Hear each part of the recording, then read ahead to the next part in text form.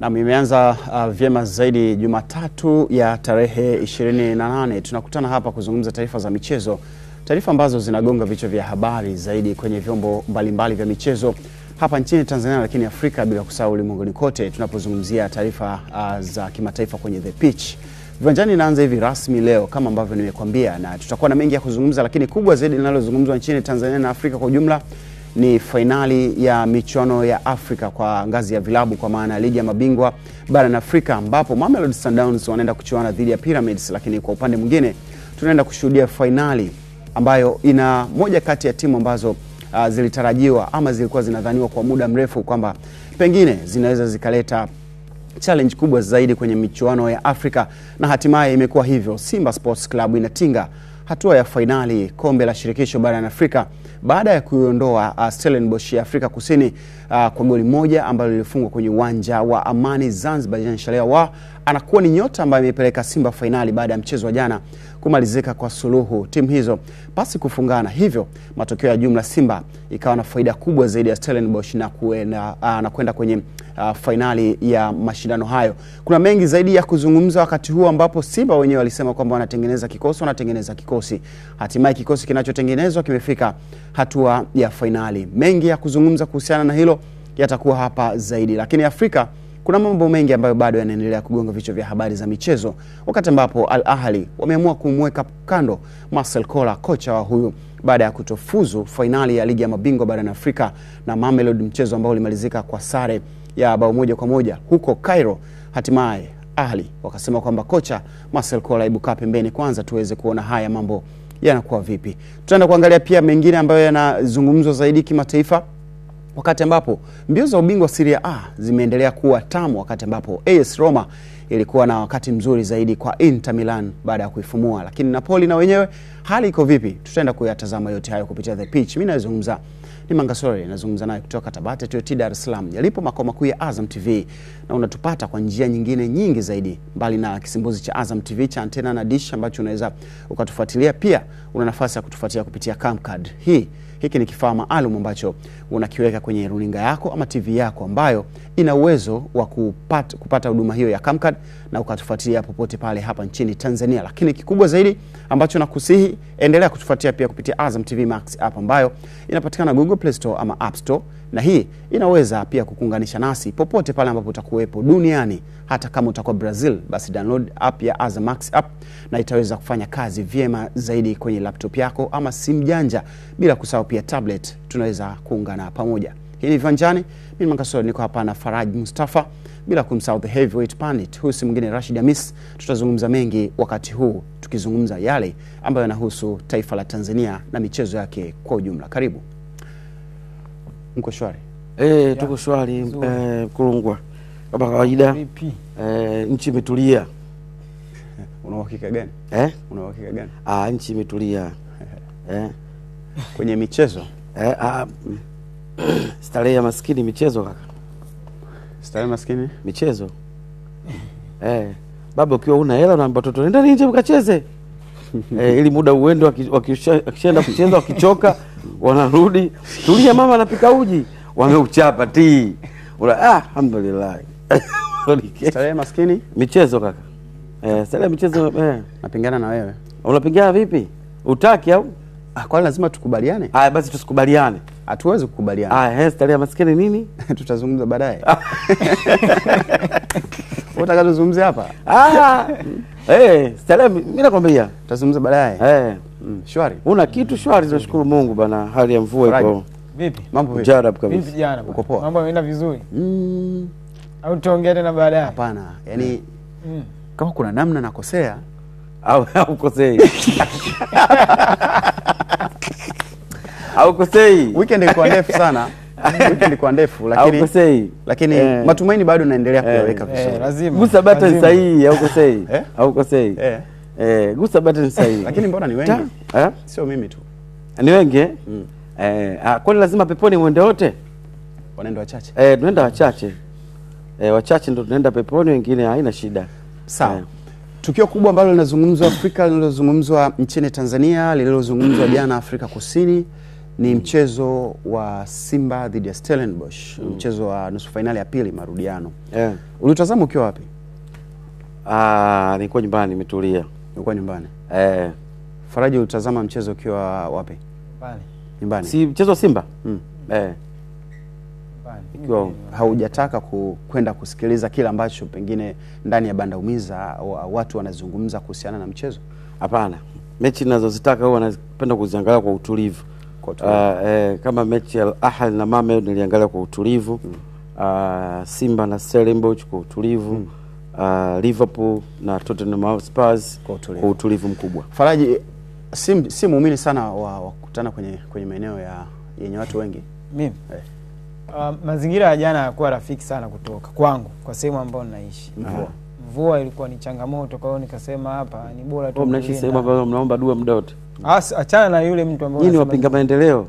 Sisi tunaomba mvua nyeshe muda wote. Kwa hiyo ilibidi nitulie. Niliangalia nikiwa nyumbani. Lakini kama ingekuwa sio mvua, pengine kuna maeneo ambayo ni tulivu, ningeenda kutulia kuangalia namna gani mpira unachezwa na kuangalia mashabiki wangenufaika vipi na matokeo. Kwa hiyo obvious nimeangalia niko nyumbani. Uko nyumbani.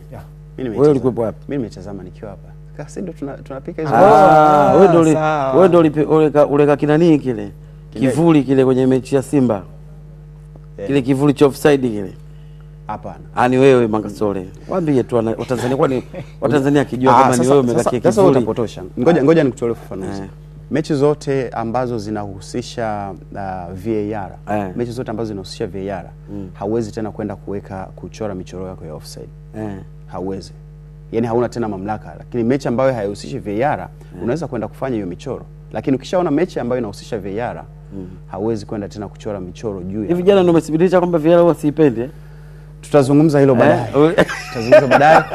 Wakati huu tulikuwa namkaribisha Rashid Hamis, the heavyweight pundit, bila kumsahau Faraji Mustafa ambao niko nao hapa. Hao ndio wachambuzi ambao tutaondoka nao hapa kwa kisha tunazungumza zaidi kwenye soka letu. Hili ni soka letu.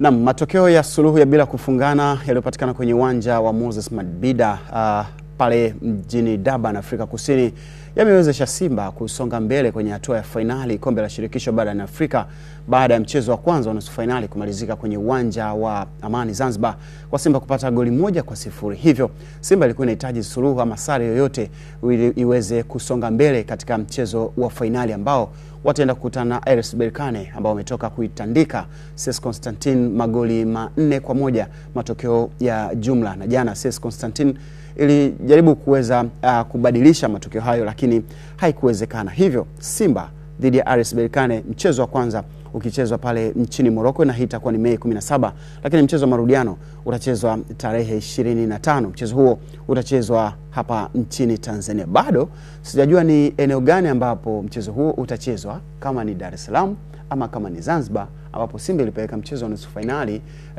wa kwanza mwaka 1993 wakati Simba inacheza fainali ya kombe la washindi ambalo baadaye lilikuja kuunganishwa na michuano ya CAF, ikazaliwa kombe la shirikisho.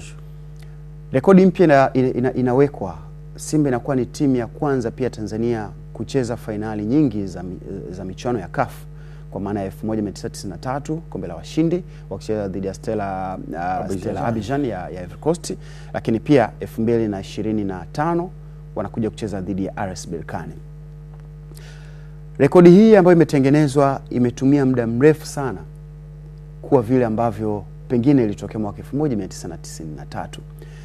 Ndani ya rekodi hii wakati inatengenezwa vilipita vizazi vingi ambavyo vilikuwa na jukumu kubwa la kuhakikisha kwamba Simba inaenda kucheza hatua ya fainali ya mashindano haya. Naomba nijue hichi kizazi, hichi kikosi ambacho kimepeleka Simba fainali ya kombe la shirikisho ni kikosi bora kuliko vikosi ambavyo tumeviona nyuma vikiwa vinaandaliwa kucheza fainali? Hapana. Kuna usemi wa mwanafalsafa mmoja unasema believe in process you can succeed. Maana yake nini? Maana yake yani amini katika mchakato ili ufanikiwe. Unaelewa?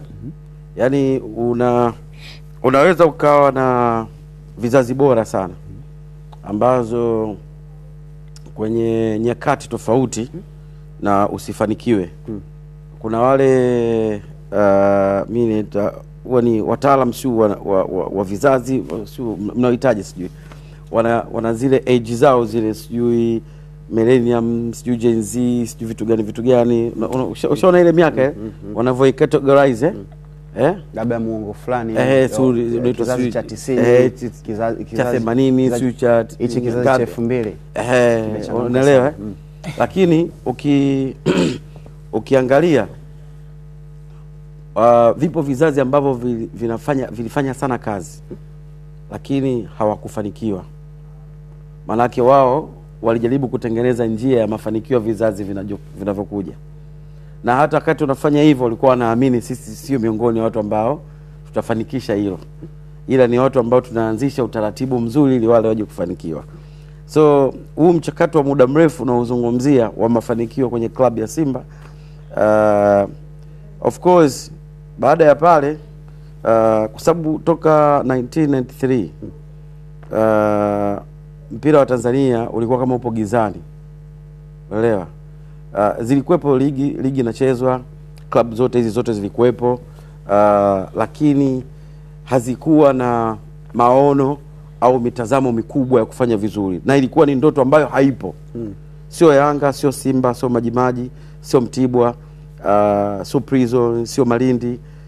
Hawakuwa na hiyo ndoto kwamba kuna siku sisi tunaweza kuja kuwa tutacheza finali ya kombe la shirikisho au kombe la Champions League.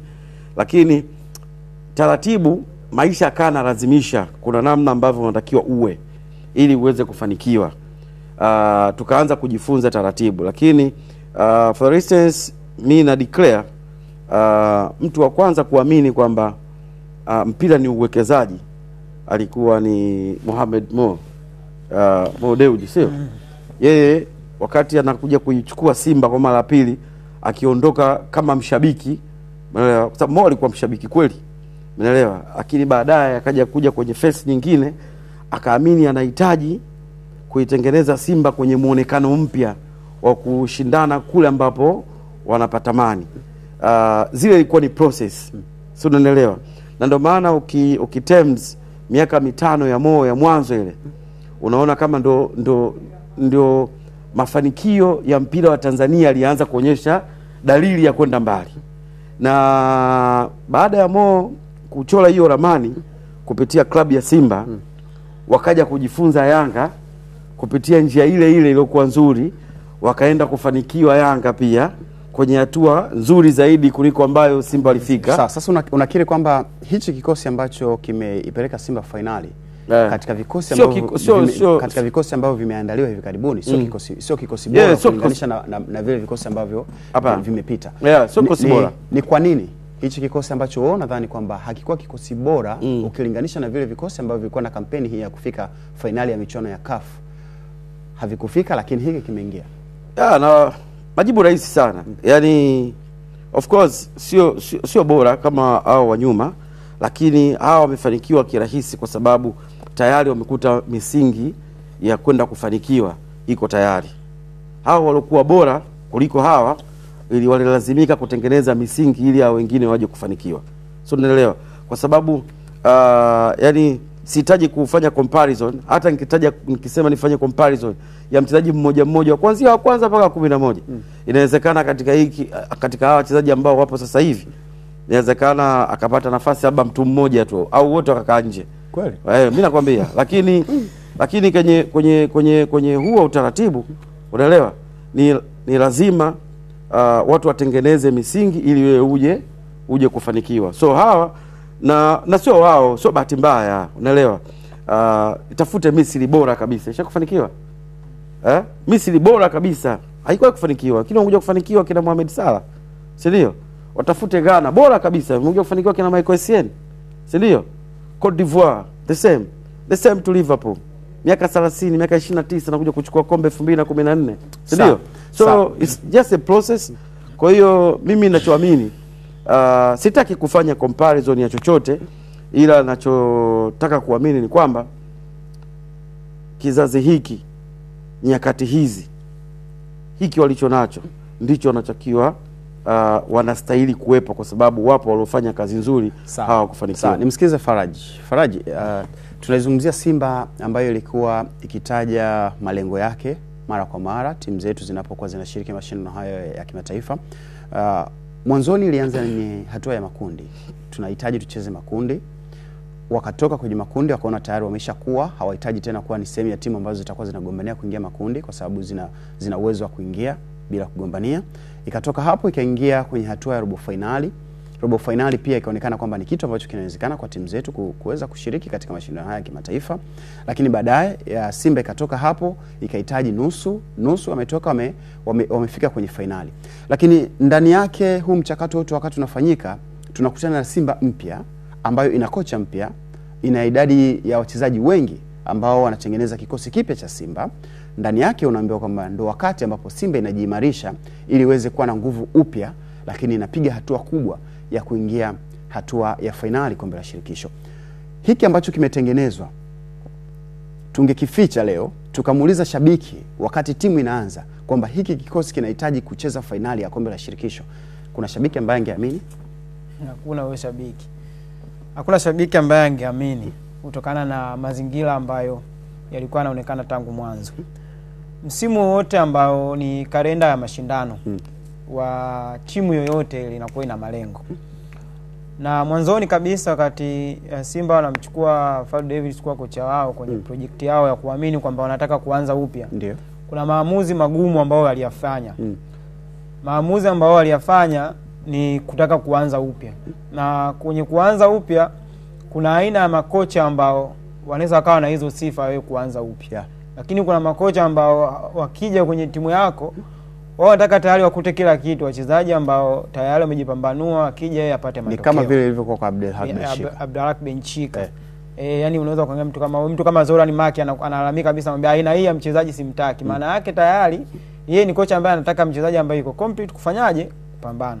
Lakini baada ya kumchukua Fadlu Davids unaona namna gani sasa Simba walikuwa sahihi kwa sababu ya kocha mwenyewe. Lakini kingine ambacho usahihi wa Simba kwa kocha Fadlu ulikuwa wapi?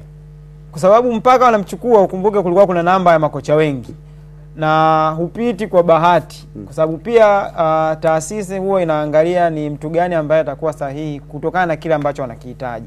Kwa hiyo katika kundi la makocha wengi inawezekana kuna makocha ambao walikuwa na profile kubwa kuliko Fadlu Davids, lakini kwa nini ashinde yeye akiwa tena assistance? Kwa hiyo ametoka akiwa assistance anakuja kuwa kocha mkuu Simba. Maana yake kuna vitu ambavyo pengine kwa namna moja ama nyingine waliona wanaweza wakavipata kutoka kwake. Hebu nisaidie kwa hama kocha ambao waliwahi kupita Simba. Umemtolea mfano Zoran Maki, tumemtolea mfano Abdelhak Benchika, moja kati ya makocha ambao walikuwa na profile kubwa sana, lakini hawakuweza kuipeleka Simba kule ambapo imefika sasa hivi. Ameingia tuanze mfano kwa Sven van der Broek. Wakati anakuja Simba alikuwa na aina ya mpira ambao ulivutia mashabiki wengi sana wa Simba. Lilikuwa ni jukumu lake la kwanza kubwa ambalo analishika, ukiachana na kule timu ya taifa ya Zambia alipokaa kule akiwa msaidizi, lakini anakuwa ni kocha kamili kwenye kikosi ambacho anaweza akafanya maamuzi. Alibadilisha upepo sana wa Simba. Anafuata kocha Fadlu Davids. Nilimtolea mfano Fadlu Davids ambaye alikuwa hana jina kwenye soka la Afrika licha kwamba alikuwa ni msaidizi Morocco, amehusika kule kwenye ligi ya Morocco, lakini anachukuliwa anakuja Simba anakabidhiwa jukumu lake moja kwa moja. Ni kwamba makocha ambao bado hawajatengeneza majina kwenye soka la Afrika ama kwenye soka la dunia ni rahisi sana kufanikiwa wakipewa project.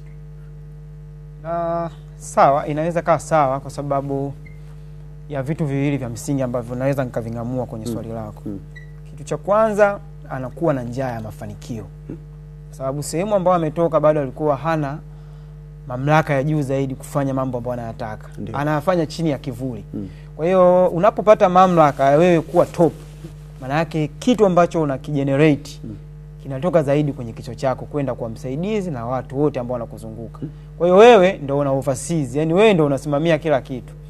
Njaa ya mafanikio inakuja katika hayo mazingira kwamba unataka kuprove. Umepewa nafasi, unaonyesha ni kitu gani. Kwa hiyo kwenye kuonyesha sasa ndio tunaangalia mwenendo kwenye timu ambayo unafanya kazi. Ndio hapo unarudi kwa Van de Broek, unarudi kwa Fadu Davids. Kila ambacho walikifanya. Total football ambayo ilikuwa inachezwa ya Sven, nadhani kila mtu alikuwa anaona. Huyu sasa hivi amekuja ndani ya muda mfupi, unaona kuna kitu ambacho kimebadilika, anairudisha Simba kwenye total football. Yaani ule mpira wa pasi fupi fupi ambao ndio identity ya Simba ndani ya muda mfupi. Sasa ukiangalia maana yake tayari anaanza kuprove au amesha prove mpaka sasa hivi kwamba ile dhana ya kusimama kama kocha msaidizi sasa hivi ni kocha mkuu nafanya mimi, maana yake nitaonekana mimi zaidi. For instance, Anicet Makiadi hakuwahi kuwa kocha mkuu sehemu zote alizotoka. AS Vita alikuwa chini ya Florent Ibenge. AS Simba alikuwa kocha msaidizi na AS Maniema alikuwa kocha msaidizi.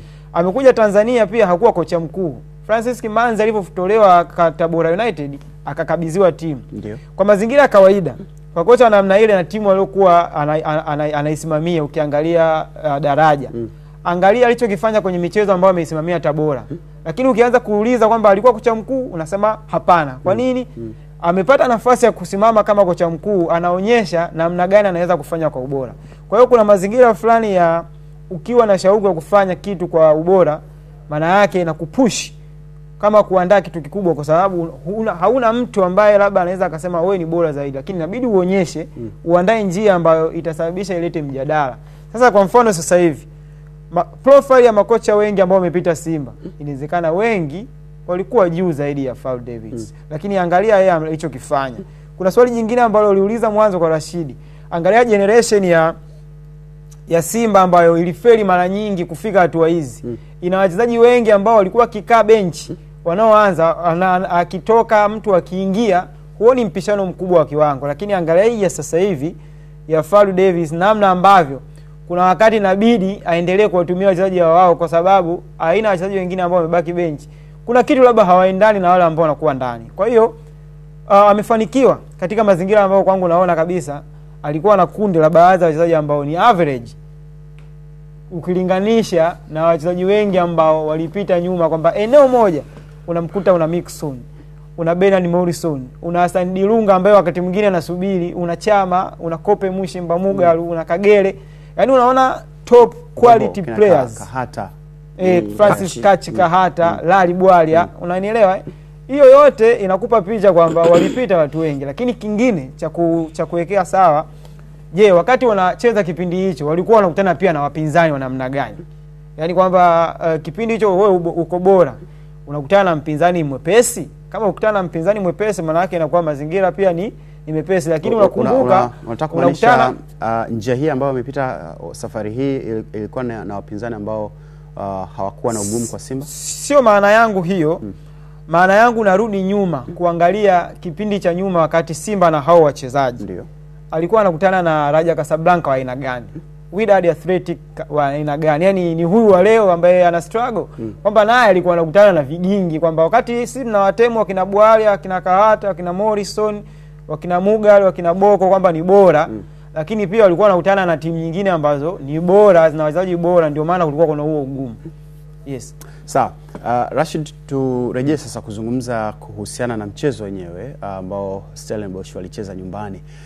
Licha kwamba ni Durban na Afrika Kusini, lakini kuna wakati tunatazama ile mechi nikaa nauliza mwenzangu Kimatani hivi nani yuko nyumbani kwenye hii mechi?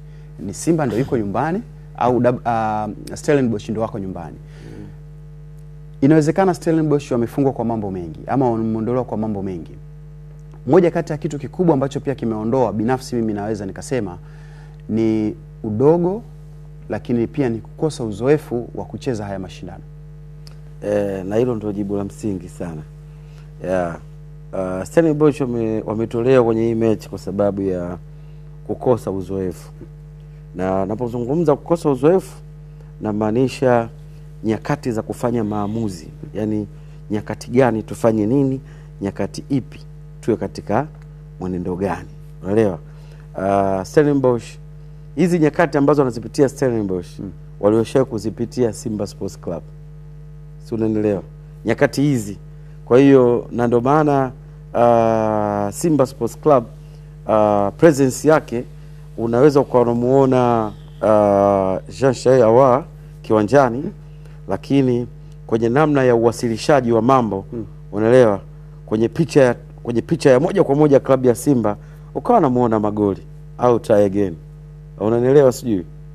Kwa hiyo kuna hiyo experience, sio, unanielewa, ndio ambayo inakupa wewe mzigo na dhana kubwa ya namna ya kuliendea jambo kubwa, sio, unaelewa. Hizi ni nyakati ambazo Simba washakuzipitia hapo nyuma, kama namna ambavyo nimekuambia, na hawakuwahi kufanikiwa, lakini leo hii wanakuja kufanikiwa kwenye nyakati ambazo hakuna mtu ambaye anaamini, sio, unaelewa. Kwa sababu hichi ambacho kinatokea leo hii, hata Simba asingefika hatua ya fainali, hata kama angeishia nusu fainali au robo fainali, hakuna mtu yote ambaye angemcomplain Fadlu kwa kufika hiyo hatua, au hakuna mtu yote ambaye angecomplain mchezaji yote kwa kufika hii hatua, kwa sababu lengo la kwanza kabisa lilikuwa liko wazi kwamba kutokana na mafanikio aliyopata mpinzani wetu nchini kwetu Young Africans, so unaelewa, kwenye kile ambacho amekifanya back to back kwenye Confederation na Champions League, ilikuwa ni indicate bora kabisa kwa Simba kuanza upya, unaelewa, kwamba sasa mahala ambapo tupo na wapinzani wetu walipo wametuacha kilomita nyingi sana, so ni lazima sisi tuanze upya ili kuweza kuzifukuzia hizo kilomita zao. So imekuwa ni bahati nzuri kwamba wamempata mwalimu ambaye ana uwezo wa kutuliza na kuweka ujasiri ndani ya vichwa vya watu, na hiki kitu very lucky kwa Fadlu. Amekutana na Simba ambayo hakuna mtu ambaye anamnyoshia kidole kwamba timu yetu inacheza vibaya, timu yetu inacheza vizuri, mtu fulani kwa nini acheze, mtu fulani kwa nini afanye hivi, unaelewa. Amekuta Simba ipo kwenye zero pressure, umeelewa, ipo kwenye zero pressure, so ni yeye kuanza kuibuild team kwenye kuelekea kwenye hayo mafanikio. Ndio maana hiki unachokiona hata jana, umeona utulivu uliokuepo, yani kwenye kile ambacho kilitokea jana, ni vile tu Simba amekuwa na bahati kwenda hatua ya fainali, na uchanga na kukosa uzoefu kwa Stellenbosch ndio kumepelekea wao kuweza kukutana nyakati ngumu zaidi. Okay. Sawa, Faraji, tumeona matukio mengi ambayo yalihusisha VAR jana, takriban matukio 4 naweza nikasema. Tukio la kwanza ni tukio ambalo referee aliamuru penalty kwa upande wa Simba, tukio la mapema zaidi, lakini baadaye VAR baada ya msaada wa VAR alibadilisha maamuzi kwamba sio tukio la penalty. Baadaye Stellenbosch na wenyewe akapata tuta, lakini baadaye kuitazama VAR akabadilisha tena maamuzi. Lakini kuna tukio la goli la Stellenbosch ambalo ilionekana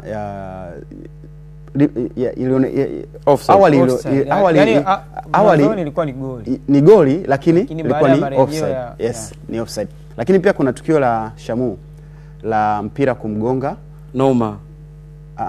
Noma aliruka vizuri. Yes, ni Noma. Noma alienda juu mwishoni mwa mchezo huo. Matukio yote haya ambayo tumeyazungumza, kuna tukio lolote ambalo lilikuwa halipo vile ambavyo VAR ilimsaidia mwamuzi kuweza kuitafsiri upya?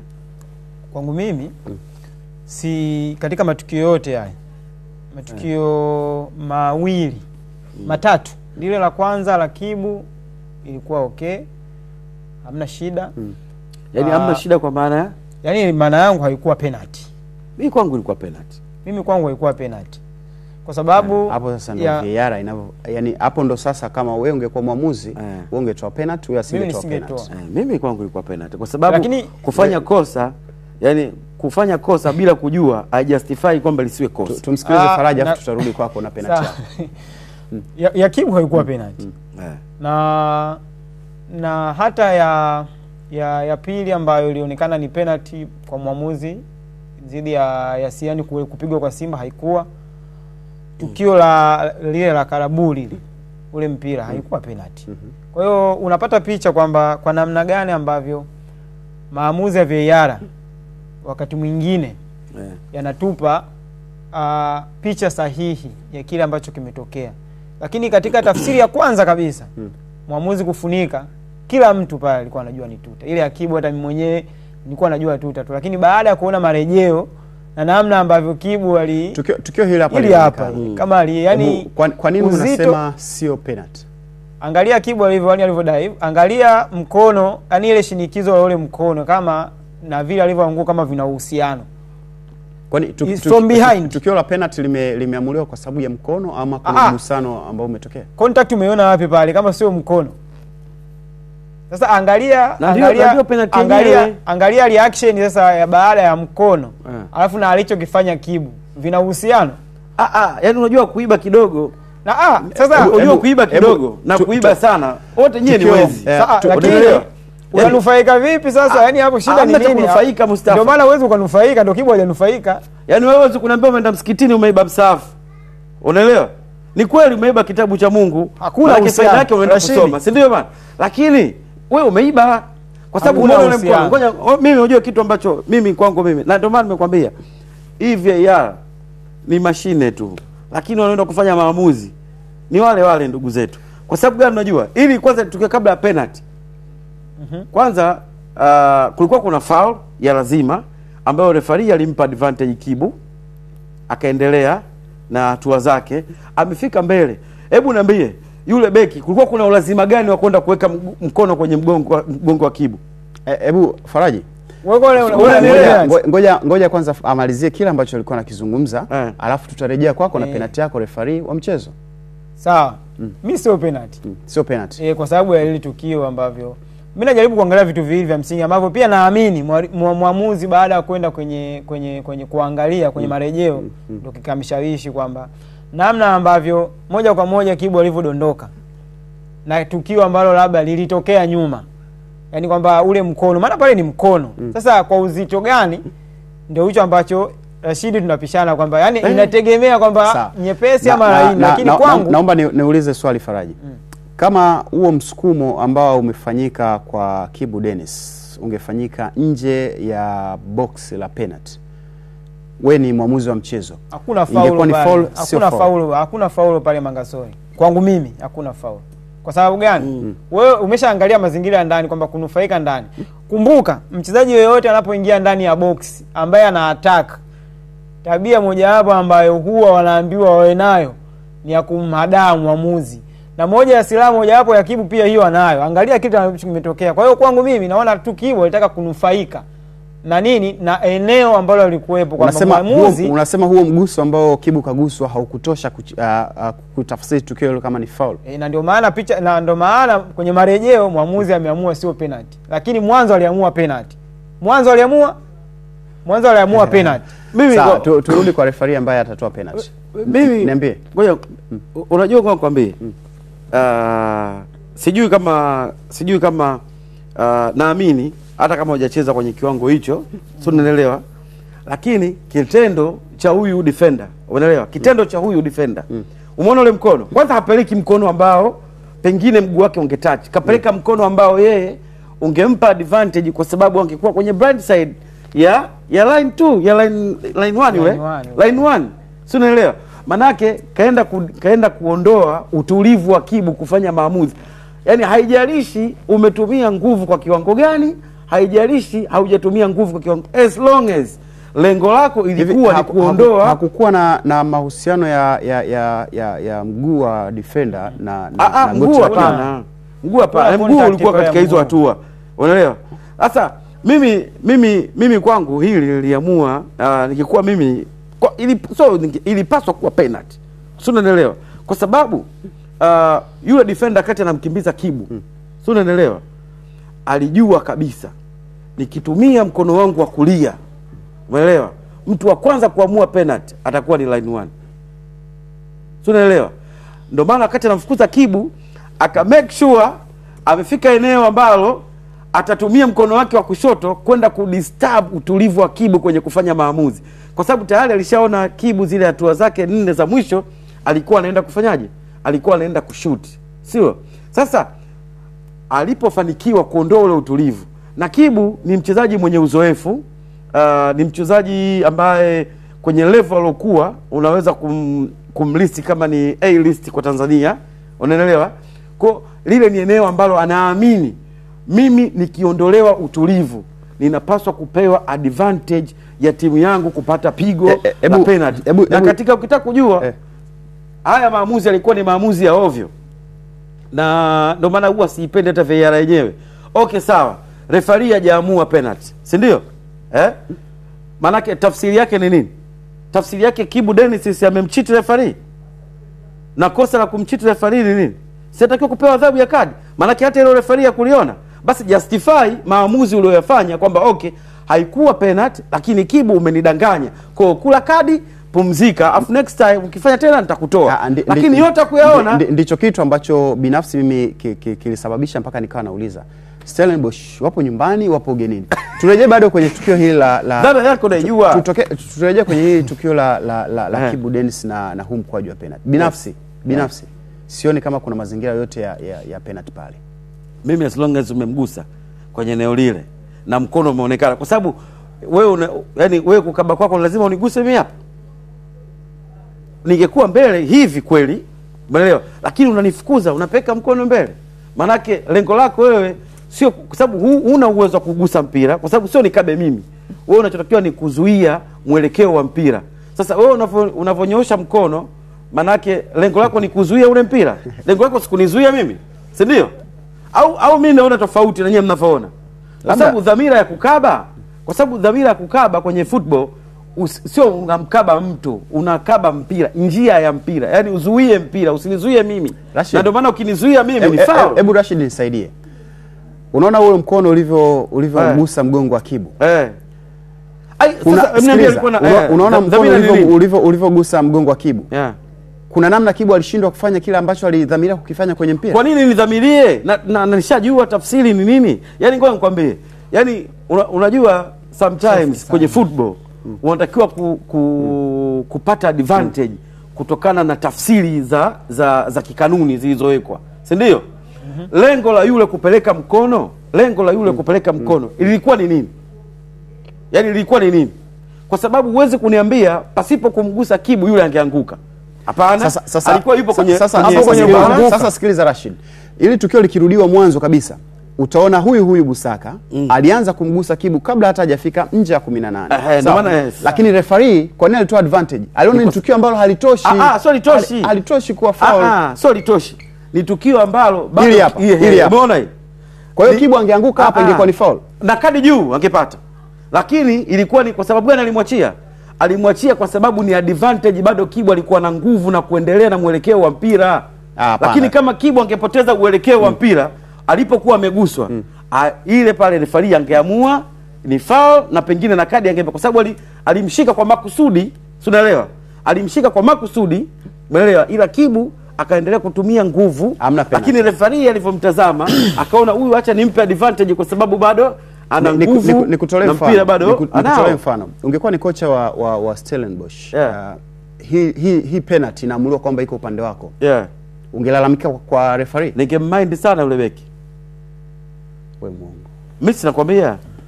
Ningemind kweli, kwa sababu kuna namna, kwa sababu alipokuwa anaelekea Kibu, unaelewa? Alipokuwa anaelekea Kibu, tayari kulikuwa kuna defender wetu sisi mbele. Sio, unaelewa?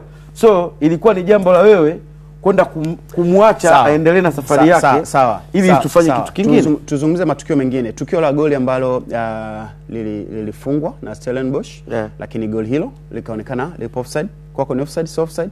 Turudi kwanza. Ile zungumza haraka tuende. Probability. For me kusema kweli mimi ningerudi kati. Ungerudi kati? Wewe tungekupiga sasa. Mimi ningerudi kati. Faraji Mustafa. Mimi ningerudi kati. Kwangu ni offside. Kwako ni offside. Mimi kwangu ningerudi kati. Ungerudi kati. Kwa nini ungerudi kati? Kwa nini ungerudi kati? Ujue Rashid, hakuna ubaya wowote watatu kukubaliana. Mimi nilazimishe na wewe toka lini mimi nikawa mtu hivyo? Sawa. Kwa nini isige kwa offside? Hebu tuambie kwa jinsi ambavyo picha itaonesha, jinsi ambavyo tutaona mpira mpaka unafungwa, kwa nini isinge kwa offside? No, kwenye picha marejeo, na teknolojia ya hiyo mistari ambayo nyinyi mnachora sana, wewe ni mmoja kati ya wataalamu wao. imeenda kujustify kwamba ilikuwa ni offside. Wewe kwa nini useme si offside? Yaani sababu ni ipi? Alijitiada wajada. Hapana, kwa sababu wewe umesema teknolojia jinsi ambavyo imeonyesha ni offside. Lakini wewe unarudi unasema kwamba kwa kweli si offside. Yaani tupe sababu yako kwa nini si offside. Ile bwana, mimi kwa sababu tu ni teknolojia imeamua kuwa offside. Lakini hiyo teknolojia ya VAR imeshafeli kwenye matukio kama yale mengi tu, na mengine yamekuwa allowed, sawa, mengine yamekuwa disallowed, ndo kama hivyo. Tuambie hapa ilifeli wapi kuwa offside? Kwamba ilifeli wapi? Teknolojia ilifeli wapi kwenye tukio hili? Mimi kwenye hilo no comment. Lakini as long as wanufaika wamekuwa ni Simba Sports Club. We Rashid sikia. Rashid sikia. Okay. Unaweza ukazungumza kitu ambacho unaweza ukawa na hoja nacho. Yaani hoja moja kwa moja kwamba hapa kweli ni offside, hapa si offside. Kwa sababu nikikuuliza kwa nini si offside uniambie. Unajua nini? Ngoja mimi shida yangu ni moja. Nimekuwa na hisia mbaya na VAR. Umeelewa? Faraji. Hiyo ndo hoja yangu. Yaani kwa hiyo kuna vitu vingi ambavyo vinafanywa na VAR nimekuwa sio mfuasi. Yaani hata kama wakipatia yaani hata kipatia akikosea, yani kwa sababu tu sipendezewi na hiyo teknolojia. Kwa hiyo imekuwa kinidisturb, inanikera. Kwa ina namna ambavyo hata ambao wanaenda kuamua nini kienda kutokea. Ngoja nimsikilize Faraji. Faraji, ni tukio ambalo binafsi umesema ni offside, yes. Lakini binafsi pia hata mimi ni tukio la offside kwa sababu zifuatazo. Ukiangalia wakati mpira unapigwa, yani ile cross, angalia mchezaji ambaye alihusika kuseti mpira, Andre de Jong. Yani kabla ya marejeo ya VAR mimi nilikuwa najua kamba. Lakini baada ya marejeo ya VAR alioseti mpira ni Andre de Jong. Maana yake moja kwa moja amehusika kwenye mchezo. Sasa baada ya marejeo ndo yeye anaonekana amenufaika na ule mpira, lakini alikuwa kwenye eneo la kupotea. Yaani kwenye ile line akaonekana kidogo amezidi. Kwa hiyo yeye ndio alikuwa amewanyima wenzake goli, japokuwa ndo aliseti ule mpira kwa mchezaji mwingine kuweza kufunga. Kwa hiyo kwangu mimi ni offside. Sawa. Na mimi nikusaidie Rashid. Iko hivi. Kwenye matukio yote ya offside, tukio ambalo linahusisha timu inashambulia. Kwa mfano turejee tukio ambalo lilitokea uwanja wa Amani Zanzibar, wakati ambapo Jean Shalea wa alikuwa anakokota mpira, pembeni yupo Ateba, pembeni yupo Mutale, pembeni yupo Mutale. Pale kuna namna ambavyo tungeweza kuizungumza offside. Tukirudi kwenye tukio hili, kama tutapata kamera ama engo ya offside alafu tukaisimamisha hapo, nitakwambia kwa nini. Pindi ambapo timu inashambulia, mimi na wewe labda ni timu moja, mimi na wewe tunashambulia. Last defender ni Faraji Mustafa. Last defender ni Faraji Mustafa. Mpira unaouona, huu mpira unaochezwa, utahusika pia kama last defender kama hakutakuwa na beki wa timu inayoshambuliwa eneo lile. Mpira unatumika kama last defender. Kwamba mstari wa offside utakapochorwa, utachorwa kwenye mpira, sio kwa mtu. Yaani utachorwa kwenye ule usawa wa mpira ulipo kwenda usawa ambao mshambuliaji mwingine atakuwa yupo. Kama mpira utakuwa upo mbele ya mshambuliaji, inahesabika kwamba hiyo sio offside. Lakini kama yule mshambuliaji ambaye anapewa pasi, mshambuliaji wa mwisho anayepewa pasi atakuwa mbele ya mpira unakuwa offside. Ndio maana wakati offside inachorwa, uliona haikuguswa kwa mtu, ilienda kuguswa kwenye mpira. Yaani mpira ulitumika kuamua kwamba je, huyu mtu ambaye anapigiwa pasi na mpira, nani yupo karibu zaidi na goli? Kwa hiyo mpira ulitumika kama last defender wa Stellenbosch, alafu kuangalia kwamba yule ambaye alipewa mpira alikuwa yuko wapi. Ndio maana De Jong anahusika kwenye offside, kwa sababu ule mpira alihusika nao, mpira ukarudishwa nyuma, ndio mfungaji akaufunga. Kwa hiyo ukija na hoja kwamba si offside, utuambie kwa kina kwamba si offside kwa nini? Kitu ambacho umeshindwa. Mimi sijashindwa Mankasore. Yaani kama ulinielewa. Mimi siwezi kukuelewa kwa sababu kile ulichoniambia hakikuwa na maelezo. Mimi hoja yangu ni kwamba na mtu yote ananisikiliza, mimi sio mfuasi wa teknolojia ya VAR. Sio mfuasi. Unaelewa? Umeona unachonieleza? Unaona unachoeleza? Unakumbuka mechi ya Al Ahly na TP Mazembe msimu uliopita? ya nusu finali. Zungumza ndio unaikumbuka hiyo mechi? Zungumza nikusikie. Pengine naweza nikakumbuka wakati unazungumza. Mazembe waliscore. Unakumbuka? Ile goal likawa disallowed. Umeona maelekezo unaonipa wewe hapa size? Umeona maelekezo unaonipa hapa size? Kapitie tena hiyo mechi. Afu angalia na maelekezo unaonipa wewe. So mimi kwa sababu gani nimekuwa sio mfuasi wa VAR? Kwa sababu wanaoenda kufanya maamuzi basi sawa ni tofauti na nyinyi mmetupa tafsiri halisi ya mchezo. Yaani nyinyi mmetupa tafsiri halisi ya mchezo. Sawa. Mko sahihi. Lakini wale ambao wanaenda kufanya decision sawa Rashid. Ndio ambao mimi wananipelekea kutokupenda. Kuna kitu nikuulize kimoja. Tuiondoe VAR kwenye hili tukio. Tuambie kwa nini ni offside. Kwa nini sio offside? Tuiondoe VAR. Kwa VAR haipo, wewe ndio tuamulie kwa nini sio offside. Kwa nini sio offside? Kama teknolojia ya offside hamna? Tuambie wewe kwa nini sio offside. Kwa sababu ya kitu kimoja. Wakati ile build up inaanzishwa. Unaelewa? Kwenye line ya mwisho, walikuwepo wachezaji wa Simba. Okay. So unaelewa? Wakati ile move inasogea, mpira unaenda kupigwa cross.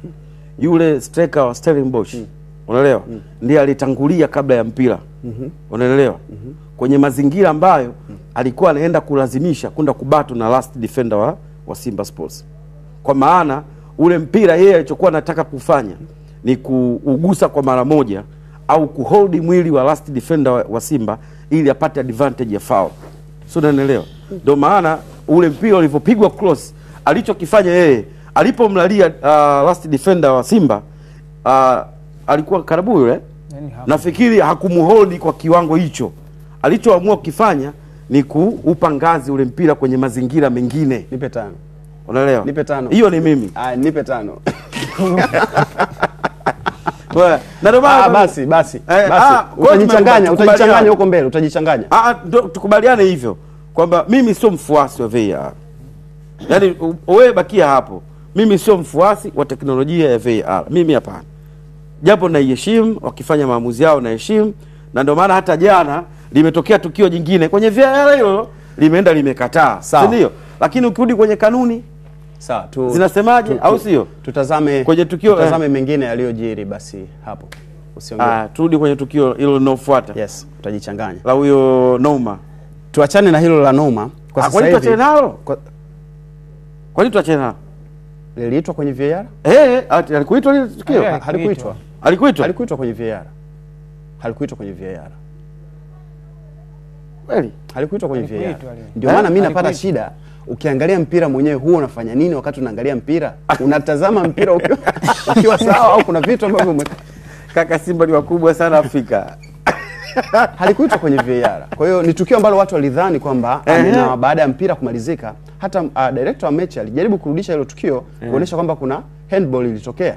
Lakini sasa ngoja nikuulize swali. Watu wa VAR hawakuona hilo tukio? Watu wa VAR ndio walikuwa kwenye room hawakuona hilo tukio? Na director amerudia mara mbili. Si mara mbili, karudia mara mbili. Kuona linaweza likawa ni jambo lingine. Kuona ni jambo moja. Ila kutafsiri. Lakini kumwambia referee kwamba kuna mazingira ya kujiridhisha kwamba ule mpira umegongwa mkono. Teknolojia yenu. Nikusaidia kitu kimoja. Na ndo basi, nistaki unisaidie tena. Nikusaidia kitu kimoja. Sitaki wakati Stefan Aziz Ki anafunga goli dhidi ya Mamelodi Sundowns.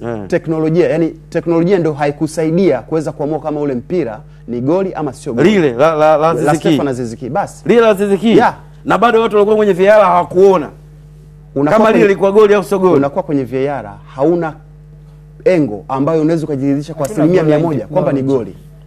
Makasore mimi ile issue ya mimi mpaka leo, yani mimi mpaka leo hakuna mtu yote anaweza kuja kusimama mbele yangu na kuniambia lile Aziz Ki halikuwa goli. Yani huyo mtu sitaki kuja kumsikia. Sikiliza anachokizungumza. Sikiliza anachokizungumza. Afrika hatuna goal line technology. Tukiona namna ile goal line technology ndio ina determine zaidi kuliko hizo VAR.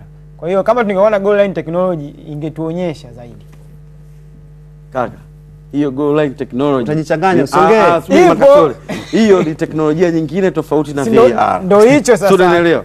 Mimi mpaka leo nachoamini mpaka leo Yanga kwenye lile goli la Aziz Ki walifanyiwa hujuma na sikulaumu kwa sababu Yanga walikuwa ni wadogo kuliko Mamelodi. Sawa. Na jana sawa. Tukio la Noma. Sawa. la kuunao ule mpira ni kwa sababu watu walikuwa kwenye room hawakuona kuna mazingira ya kujiridhisha kumuita. Ndicho ambacho kinafanya mimi VAR teknolojia nisiipendi, kwa sababu wanachagua matukio ambayo wao yanawafutia. Sawa, tufunge mjadala. Tufunge mjadala hapa. Unaona goal line technology ni teknolojia ambayo ni ghali sana kuliko hata VAR hii ambayo tunaishuhudia. Ni ghali sana. Kwani teknolojia ilianzia wapi? Ni ghali sana. 2010, si ndio? Unazungumzia mechi ya England na Ujerumani. Sikiliza Rashid. Si ndio? Ya pale. Rashid, sikia. Unazungumzia teknolojia ambayo ni viwanja ambavyo havizidi 80 duniani ambavyo vina goal line technology. Kwa hiyo lile goli lilishindwa kuamuliwa kwa sababu hatukuwa na 100% ya kwamba ule mpira umevuka mstari. Basi nyinyi endelee kukana teknolojia yenu. Mimi leo naamini mpaka leo lile azisikia. Tutazame yaliyojiri baada ya mchezo huo kuchezwa, na mwenzetu ambaye yupo huko nchini Afrika Kusini Kennedy Moses aliweza kufanya mahojiano na CEO wa Simba ambaye huyu si mwingine ni Zubeda Sakuru, lakini pia na balozi wa Tanzania nchini Afrika Kusini. Yapi ambayo alizungumza baada ya mchezo huo? Kwa mara nyingine tena timu ya Simba imekuja imetutoa kimasomaso huku ughaibuni mbele ya mamilioni na maelfu ya watazamaji waliokuwa wakiufuatilia mchezo huu kwenye runinga na mitandao ya kijamii na kadhalika. Ushindi ambao nilipokuwa nawapokea Simba niliwaambia tunautaka, tumeupata, na asante sana kwa viongozi wa Simba, asante sana kwa wanahabari kwa kuhabarisha Watanzania wote. Lakini mwisho kabisa, lakini sio kwa umuhimu, natoa shukrani za dhati kabisa kwa Watanzania wengi ambao wamejitokeza hii leo katika uwanja huu na kuonyesha mshikamano na timu yetu. Kwa hiyo niwatakie safari njema katika maandalizi ya hatua inayofuata. Ni wakati gani ulikuwa mgumu sana kwako leo?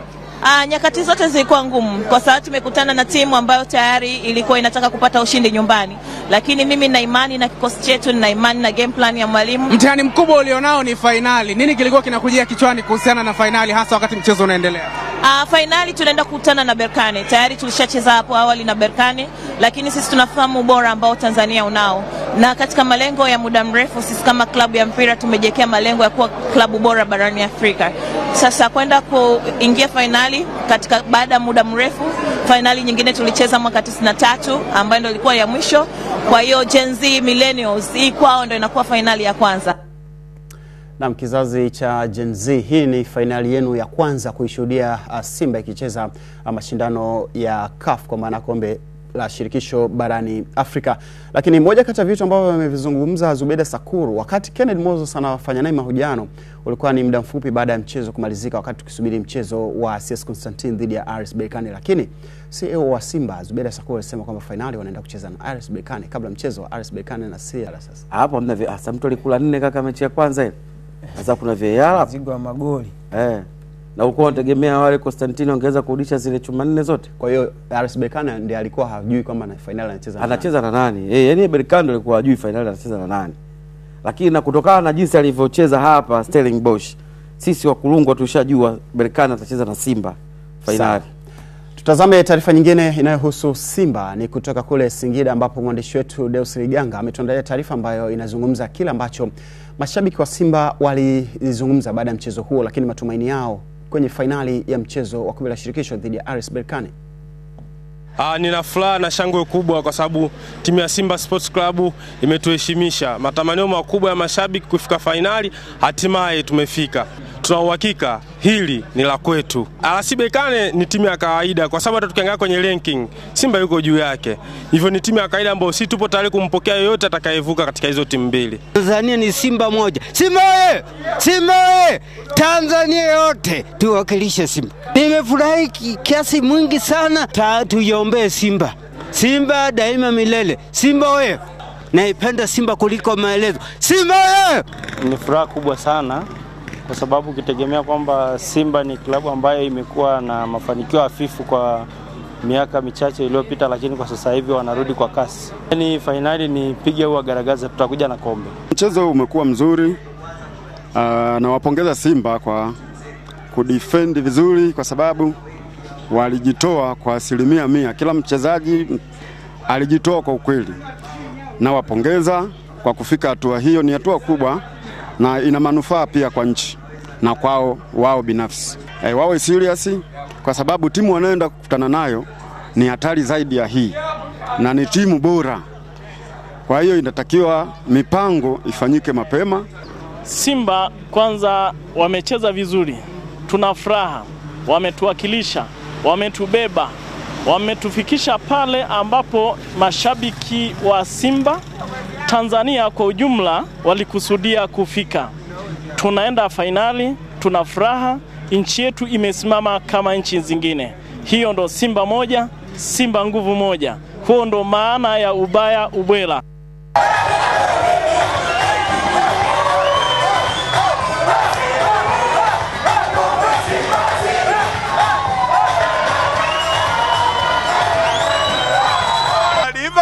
Bani mwalala kukaye na kumwedako badiki diki bakulumene kukaye na kumwedako. Simba ametuheshimisha sana, Simba ametuheshimisha nchi. Simba hiyo saizi finali mpaka itachukua kikombe. Najisikia raha sana kupata ushindi huu. Sisi ndio Simba, wali Simba wasema Simba watoboi. Kwanza nimshukuru Mama Rais Samia Suluhu Hassan kwa kutuwezesha na kutupa support kubwa ya kwenda Afrika Kusini. Imetupa chacho ya kufanya vizuri kabisa. Na sisi Simba naelewa Simba ni timu kubwa na ina uwezo mkubwa, na tuna hakika tutampa kombe hili bila wasiwasi wote. Finali itakuwa ya moto, na tulikuwa tumejipanga vizuri, tumecheza vizuri na timu imeperform vizuri sana. Ushindi umeenda vizuri kabisa. Mimi nawapa Simba pongezi, wamejitahidi kucheza vizuri na refa mchezo ule amechezesha vizuri kabisa refa. Pongezi kwa refa, amejitahidi kutenda haki, maana wanyonge tunazulumiwaga. Mpira tunao lakini tunazulumiwa. Vipaji vipo Afrika. Nimefurahi sana leo timu yangu kuchina kufika finali. Watu wa Yanga wanaongea sana, ila leo tumewakomesha, tumewakata kimkilimilimi na bado kombe tunachukua. Tutaonesha mfano kwenye taifa letu. Simba taifa kubwa. Tunachukua kombe, lazima tuchukue kombe. Ubaya ubwela. Ubaya ubwela. Simba lazima tuchukue kombe mwaka huu. Aisee, mchezo nimefurahika sana Simba kufuzu kwenye hatua nusu finali. Yaani nimefurahi sana vibaya mno sana. Yaani nashukuru sana na leo ndio tumethibitisha kwamba sisi ni timu kubwa barani Afrika. Yaani katika siku ambayo tulikuwa tunaisubiri kwa hamu, leo tumewakilisha nchini Tanzania. Naamini tuna 85% mama yetu Samia Suluhu Hassan ajiandae kupokea kombe. Kombe hili tunalileta safari. Hatuna masiala, hatuna mbambamba, wala tuna mashaka. Ukitaka nchale, ukisimama nchale.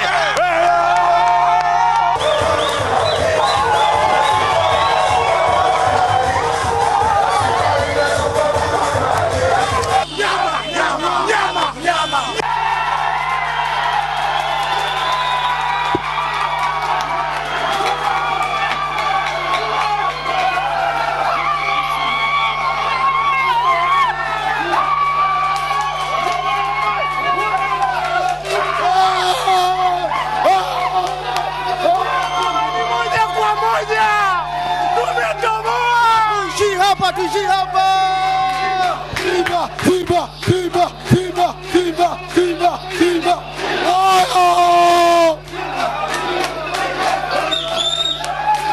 Godfrey Daniel Madata.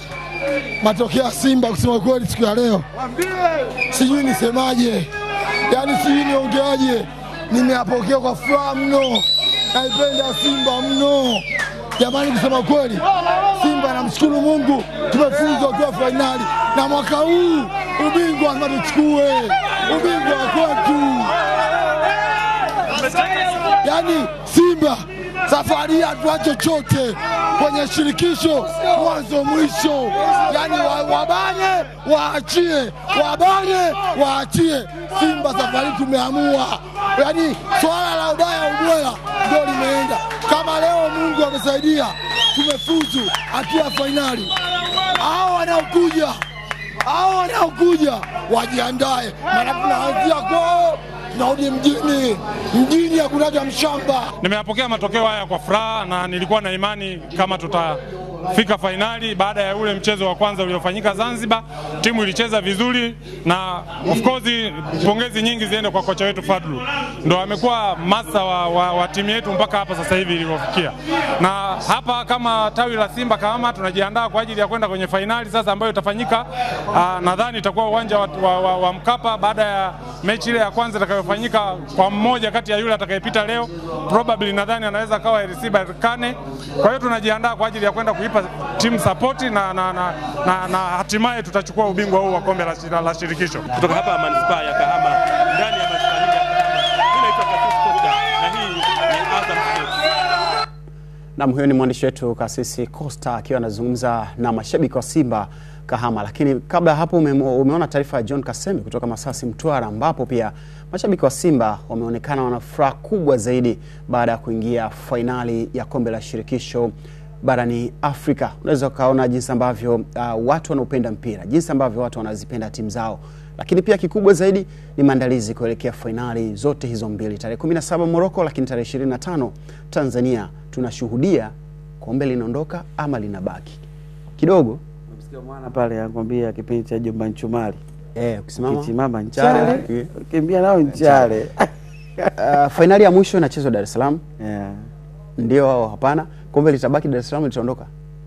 Itategemeana na mechi ya kwanza ni itategemea mechi ya kwanza. Yes, lakini kama kutakuwa kuna margin ndogo ya magoli, yani ikiwa moja tofauti ya goli moja, 100% Simba anaweza kulibakiza hata akitumia uwanja wa Benjamin Mkapa. Ubao bwela? Ubao bwela sana najibu nini? Si ndio ubao bwela? Kombe hili hapa Benjamin Mkapa. RS Berkane ulivyoona kwenye mchezo wao kidogo,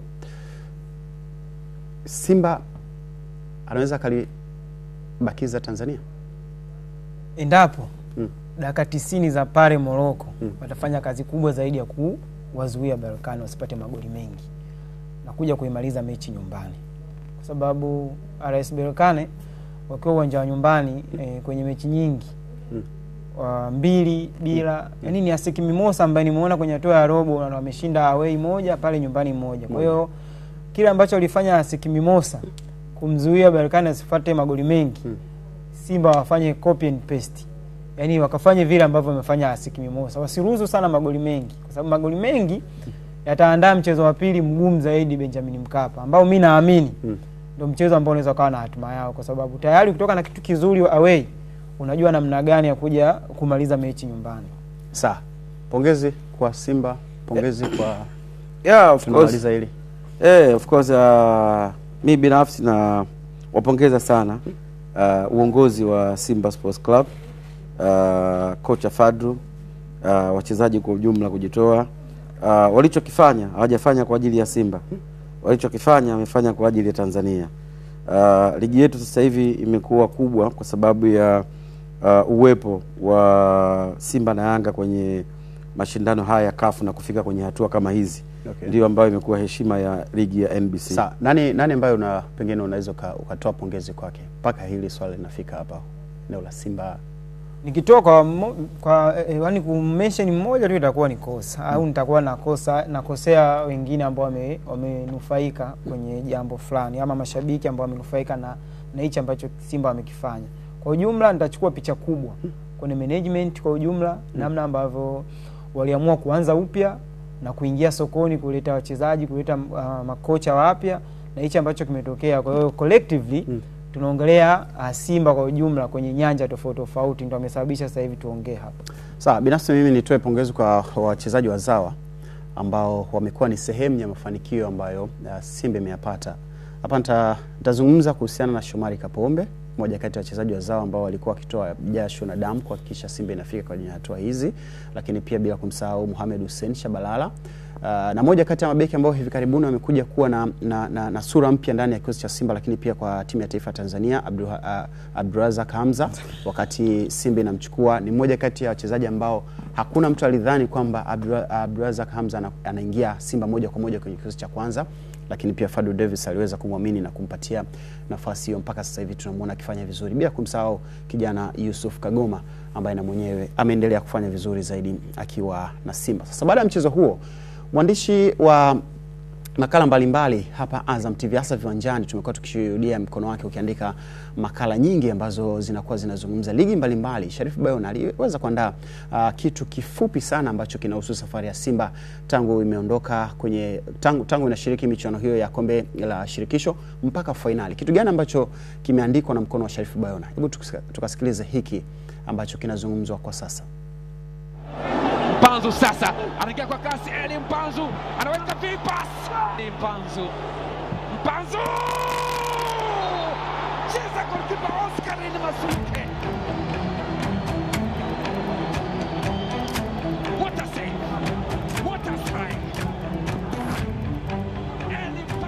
Ushindi mkubwa huja kwa wale wasiogopa kushindwa. Hiki ni kisa ambacho kwa macho ya kawaida na kwa masikio kusikia mchezo wa mpira wa miguu hii leo umetufundisha ya kuwa ukikata tamaa, kumbuka sababu ya kwa nini ulianza. Lakini pia hakuna ushindi bila mapambano. Licha ya kuanguka mara kadhaa, fahari ya wanasimba hii leo ni kutinga katika fainali ya kombe la shirikisho barani Afrika kwa kishindo mbele ya mamilioni ya watu, na ikiwa mbali kabisa na nchi ya Tanzania kuweza kupambania nembo ya taifa hili kupitia mchezo wa mpira wa miguu. Nani aliweza kuliona hili? Ni katika msimu wa mashindano yaliyojaa ushindani mkali na changamoto lukuki, timu hii imeweza kuandika historia nyingine, kuweza kutinga hatua ya fainali ya kombe la shirikisho kwa kishindo, huku moyo wa kupambana, nidhamu, shauku na ari isiyozimika kuweza kuwapa furaha wabeba imani ya nembo hii kutokea ndani ya nchi ya Tanzania. Ni mara nyingine mnyama Simba Sports Club anaonesha ubaharia, kwani imeonesha ukubwa wa soka lao barani Afrika wakiwa nchi za mbali, ambapo ndani ya Afrika Kusini wanaweza kutimiza ndoto hii ambayo ilianza kupambaniwa tangu enzi na enzi chini ya viongozi mbalimbali, na hii leo maelfu kwa maelfu wameshuhudia historia hii ilivyochorewa michoro yake. Ilianza na safari ndefu iliyomlazimu mnyama mkali wa mwituni Simba Sports Club kukabiliana na miamba mbalimbali kutokea nchi nyingi barani Afrika, kama vile ambavyo kila aliyeko miongoni mwetu ameweza kushuhudia historia hii ilivyoandikwa. Karne na karne, historia na vitabu vitasomwa na kuandikwa kwa majina ya Fadlu Davis kama amiri jeshi aliongoza kamandi ya wanasimba Sports Club kuvuka kwenye viunga vingi hadi kuifikisha timu hii pale ambako kila mwana Simba ameweza kutamani kuiona klabu hii ikipafikia. Musa Pinpin Kamara, Mohamed Hussein Zimbwe Junior, Shomari Kapombe, Abdul Razak Hamza, Chamu Karabwa, Fabrice Ngoma, Yusuf Kagoma, Jean Charles Awa, Eli Mpanzu, Ate Bambida, Steven Dese Mkwala na wataalamu wengine wengi, historia zitawaandika. Viongozi wanawashukuru wanajeshi wa Simba kwa kuivusha meli hii kwa kucheza kwa umoja, maarifa na nguvu kubwa, kwa kila mchezaji kutekeleza majukumu yake kwa ustadi, huku mashabiki nao wakichochea moto wa ushindi kwa kuwatia moyo kila dakika. Hatua ya kutinga fainali si tu mafanikio ya msimu huu, bali ni alama ya ukuaji endelevu wa klabu hii kongwe. Ni ushahidi kuwa Simba ni taasisi ya mpira wa miguu iliyojengwa juu ya misingi imara ya weledi, maono makubwa na kuamini katika ndoto zisizo na mipaka. Wanasimba kila kona ya dunia leo wanajivunia mafanikio haya, ambayo itakuwa fursa nyingine kwao kuonesha kuwa kweli ile wamevuka, na hii hawaishi hapa. Simba si tu timu, bali ni alama ya matumaini, ndoto na uthubutu wa kutinga katika kilele cha mafanikio, na wameweka wazi kuwa ndoto zao ni kubwa kuliko vizingiti vyovyote. Hakika huu ni ukubwa wa kauli mbiu ya kuwa Simba nguvu moja. Mwandishi wa makala hii si mwingine bali ni mguu wa dhahabu Sharifu Bayona, nami ni Amani Njoka. Wanatolewa, Simba anakwenda finali. Simba anakwenda finali. Wanaweka rekodi mpya katika soka la Afrika. Wanakwenda kucheza kwa mara ya kwanza finali ya kombe la shirikisho barani Afrika.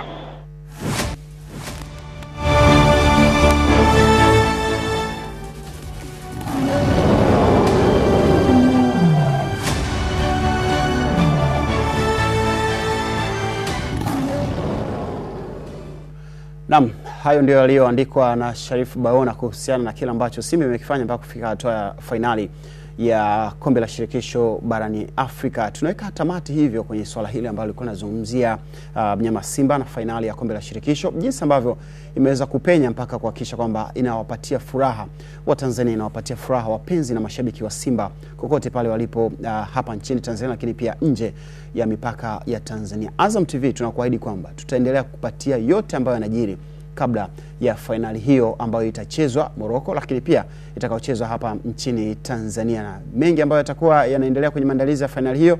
Basi sehemu namba moja ya kuweza kupata taarifa hizo ni kupitia Azam TV ambayo itakuwa na mambo mengi sana ya kuzungumza. Hii ni Viwanjani, baba wa vipindi vyote vya michezo nchini Tanzania. Nazungumza naye kutoka Tabata TOT Dar es Salaam yalipo makao makuu ya Azam. Tunaenda mapumziko, tukirejea bado yapo ya kuzungumza, endelea kusalia hapo.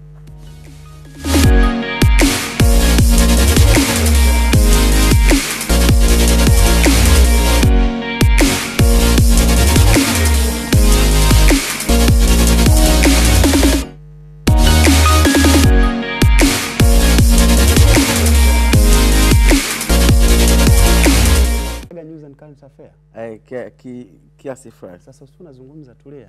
Sasa tuzungumza vipi? Tulia tuzungumze. Ndio maana kama usio unazungumza sana. Bado sasa bado. Bado nini? Ndio atuete Kennedy hivi, ndio atoke Kennedy ndio aje na Ria.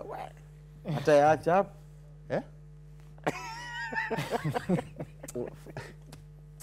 Kufanya kazi na Rashid. Kufanya kazi na Rashid kazi kweli.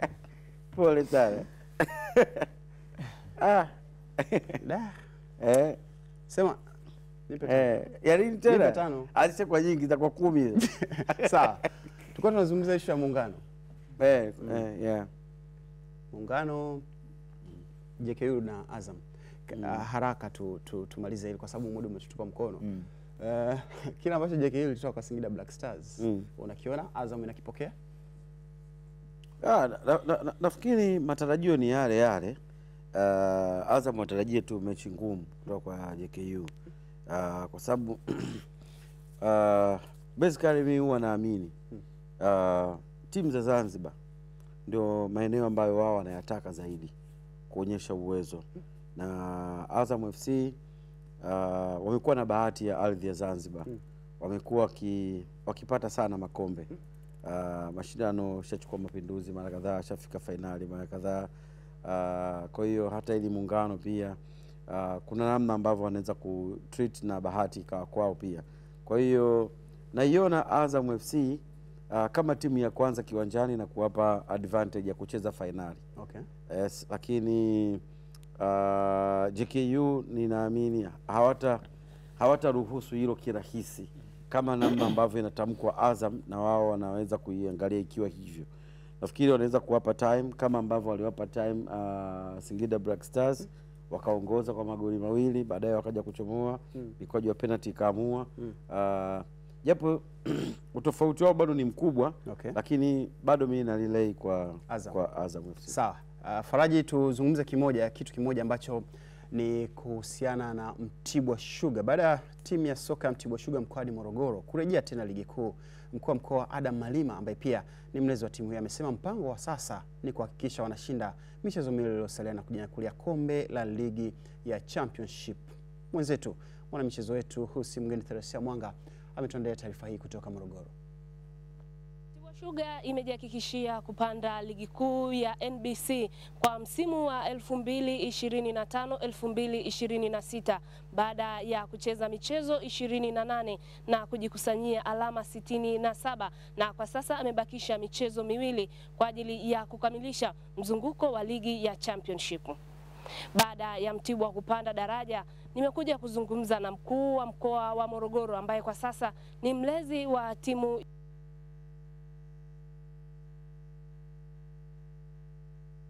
Theresia Mwanga. Imekuwa na hitilafu kidogo, tunaomba radhi kwa mkanganyiko huo, lakini alikuwa anazungumzia kuhusiana na malengo ya Mtibwa Sugar kuweza kushinda michezo miwili iliyosalia, lakini pia kuweza kuchukua ubingwa wa Championship. Twende tukasikilize kile ambacho kinazungumzwa tena na Theresia Mwanga.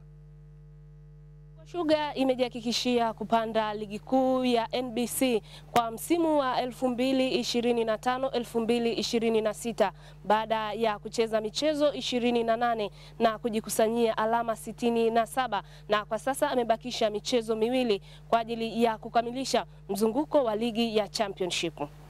Baada ya Mtibwa kupanda daraja, nimekuja kuzungumza na mkuu wa mkoa wa Morogoro ambaye kwa sasa ni mlezi wa timu ya Mtibwa Sugar. Atatueleza ni mbinu gani ambazo walizitumia kuhakikisha Mtibwa inafanya vizuri na kurejea tena ligi kuu. Kitendo cha Mtibwa kushuka daraja mwaka jana, kusema kweli, kilikuwa ni kitendo ambacho sio kwa wana Morogoro tu, lakini kwa wapenzi wote wa mpira Tanzania kilikuwa ni kitendo kigumu, cha kushangaza, lakini pia cha hakikuwa kitendo kinachofanana na historia ya Mtibwa. Utakumbuka waziri mkuu wakati alipokuja kwenye ziara moja Morogoro, nadhani ilikuwa ufunguzi wa PBZ ile au nini, wakati huo akauliza kabisa kwa mshangao, na yeye pia akiwa mdau mkubwa wa soka Tanzania akasema kwenye maelezo yake kwamba alishangazwa na Mtibwa kushuka daraja, na wadau sisi wote wa mpira tuko hapa Morogoro, na kitendo kile kilikuwa kidogo hakifanani na sisi. Kwa hiyo na sisi tukajipanga, kusema kweli tulianza kuanzia technical bench yote, mabadiliko ya wachezaji, baadhi tukaleta, wengine tukawapandisha kutoka kikosi cha vijana,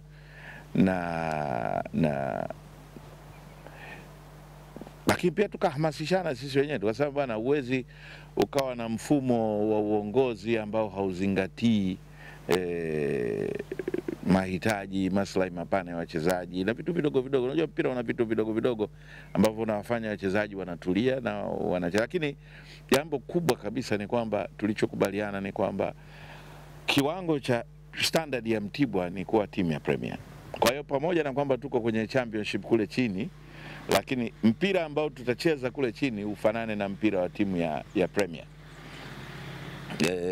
Kwa hiyo hilo ndio lilikuwa kauli mbiu yetu, tuangalie namna ambavyo timu itacheza kama timu ya Premier ambayo iko Championship. Kwa hiyo hata mimi nimezungumza na wachezaji mara 2 mara 3 na kuwatia hamasa na kuwakumbusha kwamba wao wajichukulie kama wachezaji wa Premiership, watarajiwa, wasubiriwa. Mkuu wa mkoa wa Morogoro Adam Malima amesema mpango walionao kwa sasa ni kuhakikisha wanaifanya Mtibwa Sugar kuwa na ushindani mkubwa ambao utaiwezesha timu kushika kuwa ndani ya nafasi 6 za juu za ligi kuu ya NBC, lakini kwa misimu inayofuata basi Mtibwa nayo iwe miongoni mwa timu ambazo zinaiwakilisha Tanzania katika mashindano ya kimataifa. Saa nyingine lazima uchapo ili unyooke. Nadhani Mtibwa tulishakuwa very comfortable kwamba sisi ni timu ya ligi kubwa na sisi. Kwa tulikuwa comfortable na namna ambavyo tunalea wachezaji wetu, benchi la ufundi. Nikisema kweli kabisa, mimi nimekuja kukuta mambo ya ajabu.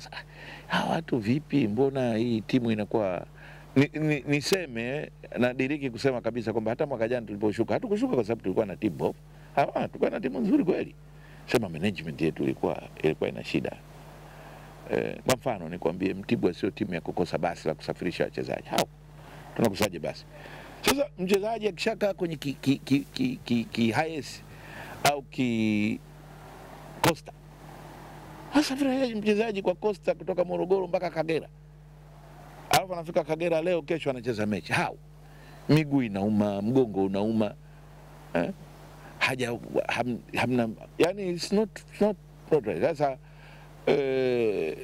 mchezaji anatakiwa asafiri, tunaokoa gharama. Unauliza sasa, how is this? Sasa tunaokoa gharama za kuwapeleka mapema. Kwa hiyo mnafika Ijumaa, Jumamosi mechi, alafu mmewapeleka na kigari kimeandikwa. Kwa hiyo yale ndio mambo tuliobadilisha, na tunakwenda kukaa vizuri zaidi mwakani. Kwa wafadhili wa timu wameniahidi kwamba tunaenda kukaa vizuri zaidi, wachezaji wapende kuwa wachezaji wa Mtibwa.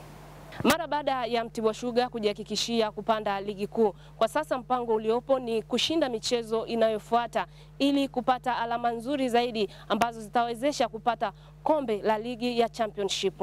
Teresia Mwanga, Azam Sports, Morogoro. Naam, tutoke Morogoro na sasa tuelekee kule mkoani Manyara ambapo tunaenda kukutana na taarifa ambayo inahusu Haydom Marathon. Mbio za nyika za Haydom Marathon zinatarajia kutimua vumbi Mei 31 mwaka huu wilayani Mbulu vijijini. Mbio hizo zilizoandaliwa na hospitali ya Kirutheli ya Haydom zinalenga kukusanya fedha kwa ajili ya kuweka taa za barabarani kwenye kijiji cha Haydom na kununua vifaa vya kuhifadhi uchafu ili kuepukana na magonjwa ya kuambukiza. Taarifa zaidi anayo Helen Kawiche kutoka Manyara. Mkurugenzi wa hospitali ya Kilotheri ya Haydom, Pascal Mdoe, amesema hayo wakati wa uzinduzi wa mbio za nyika za Haydom ambazo zinatarajiwa kurindima mwishoni mwa mwezi Mei mwaka huu. Mwaka huu tumesema kwamba mashindano haya ya mbio za nyika, kiasi chochote tutakachokusanya tunarudisha kwenye jamii, na tunarudisha kwenye jamii kwa kununua vifaa vya kuwekea taka alimaarufu dustbins kwenye mji wetu wa Haydom, lakini pia tunaweka taa kwenye maeneo ambayo yanagiza ili usiku watu watembee kwa usalama. Lengo letu ni nini? Lengo ni kwamba tupunguze magonjwa yale ya kuambukiza yanayotokana na ukuzaga kwa uchafu, lakini tufanye mji wetu uwe mzuri na bora kwa sababu tuna hospitali sasa iliyo bora. Kwa hiyo tunawakaribisha wananchi wote wa Mbulu, Haydom, Singida na mikoa yote inayotuzunguka na Tanzania nzima na duniani kote washiriki mbio za nyika za Haydom. Haydom Marathon 2025 is the best marathon in the country. Mwenyekiti wa kamati ya maandalizi ya mbio hizo za nyika, Joseph Nicodemus, amesema wanariadha mbalimbali wa kimataifa kutoka nchini Tanzania, Kenya na nchi za jirani watashiriki mbio hizo ambazo zitakuwa na zawadi nono. Kitu cha tofauti mwaka huu tumeboresha zawadi. Tuna zawadi nono sana za fedha taslim ambazo zitavutia wanariadha wengi wa kimataifa. Tunategemea kuwa na kimbiaji kutoka Kenya, tunategemea kuwa na kimbiaji wa kimataifa wale wazao wa Tanzania, lakini mbali zaidi wale wazao wa mkoa wa Manyara ambao wanapeperusha bendera ya taifa.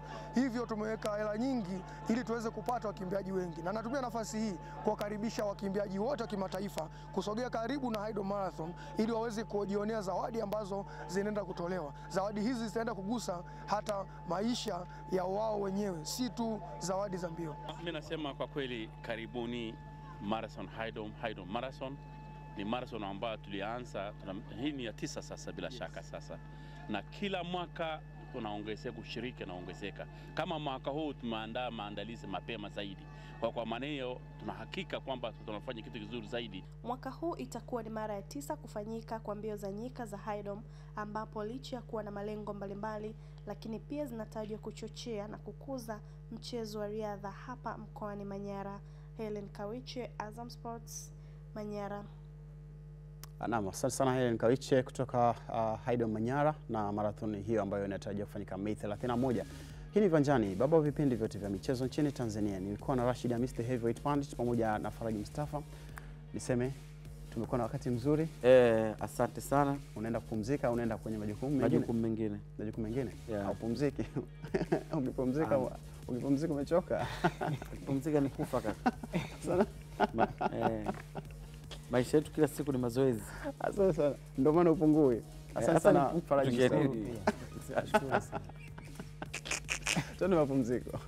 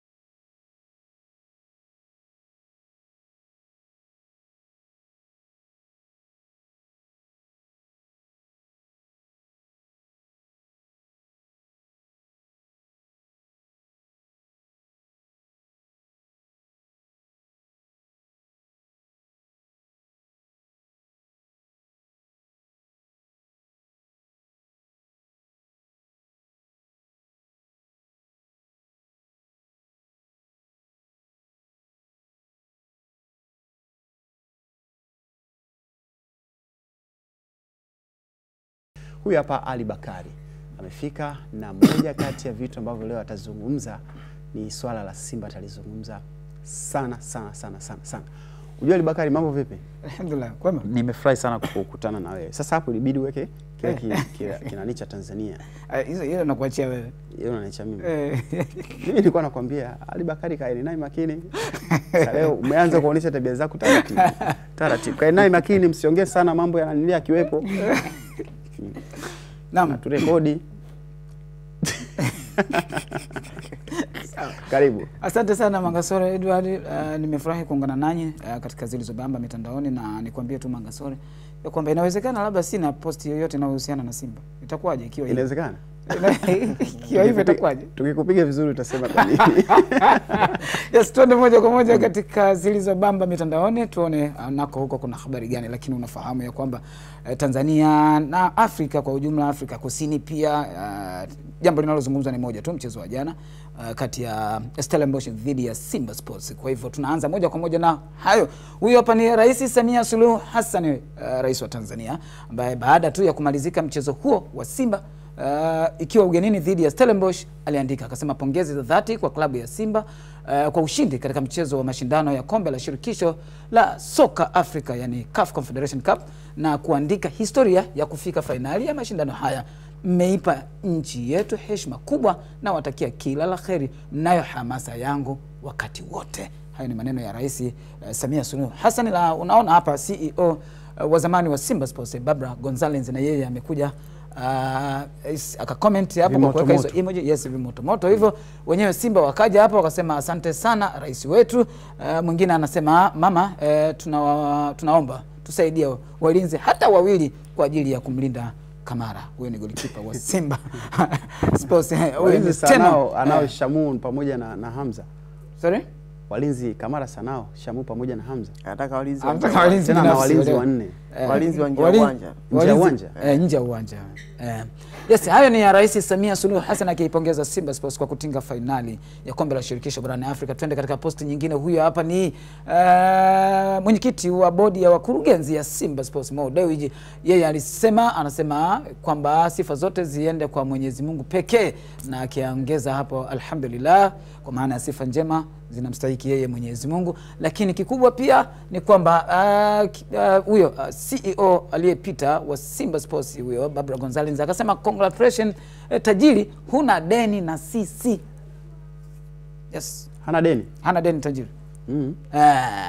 Huyu mwingine anasema bosi, asante kwa kutuheshimisha. Yes, hayo ni mambo ya Mo Dewji. Kwa hivyo tutoke hapo twende katika posti nyingine. Hayo yote yanahusiana na Simba Sports. Twende katika posti nyingine na kwenye tuone kuna habari gani hapo. Yes, huyu hapa ni nahodha wa Simba Sports Mohamed Hussein almaarufu tumezoea kumuita Shabalala. Yeye anasema final here we come. Anasema asanteni mashabiki zetu na Watanzania wote mliotuombea dua, lakini kwa kipekee sana ni washukuru wa Tanzania mnaoishi hapa Afrika Kusini. Mmekuja kwa wingi na mmetupa nguvu sana, tulikuwa kama tupo nyumbani. Mungu awabariki sana. Hili Mohamed Hussein amelirudia mara kadhaa kwa kuandika hapa, lakini sio tu hivyo, hata baadhi ya clip ameonekana Mohamed Hussein akiwashukuru mashabiki ama Watanzania wanaoishi Afrika Kusini, ambao kwa kweli jana walionyesha jambo kubwa sana kwa kuipa support Simba Sports kuweza kufanya kile. Yes, jambo kubwa sana. Sana. Na nilikuwa naona hata jezi za watani wa jadi wa Young Africans nao walikuwa uwanjani wakiipa support Simba Sports. Kama ulitazama vizuri ile mechi. Hivi unaamini Simba na Yanga hata wacheze chini ya maji? Lazima humo ndani chini ya maji kuna watu utaona wamevaa jezi. Wanashabikia. Lazima. Yes, huyo ni Mohamed Hussein. Tutoke hapo sasa twende kwingine. Ni Simba Sports imefanya jambo kubwa kwa kweli, na lazima tukite kambi hapa. Huyo hapa sasa nisingemposti huyo, nafikiri watu wangejiuliza kwamba imekuwaje. Huyu ni Ahmed Ali, meneja habari na mawasiliano wa Simba Sports. Kuna hii video, hebu tumsikie Ahmed anasema nini hapa. Baada ya kuiposti nikajua tayari tumeenda finali. Ngoja nikuoneshe. Mimi najua alama za finali, alama za ushindi. Kuonesha Simba hapa ingia. Hii hapa. Ulipoposti Shaba akatoa macho hivi. Nikajua hii finali. Picha hii hapa hii. Hii hapa hii. Hii picha hii hapa hii. Mwekee semaje hapa? Ielezee picha sasa Ulivyopiga picha hiyo na ukaiposti nikasema Simba tumekwenda finali. Shaba ukimwona ametoa macho namna hii tumeenda finali baba. Nilivyoona umetoa macho namna hii, hii picha imepigwa ukapostiwa, nikajua tayari tumeenda finali. Mara zote ukitoaga macho na ukivimbisha mashavu namna hii baba, tunafanikiwa baba, tunafanikiwa. Kwa nilivyoona hii pressure ikashuka, nikatulia, nikasema finali tumeenda. Unataka kuniambiaje kuhusu finali? Ukitoa macho namna hii tena baba, tunachukua. Ushakutoa macho hali? Ushakutoa macho?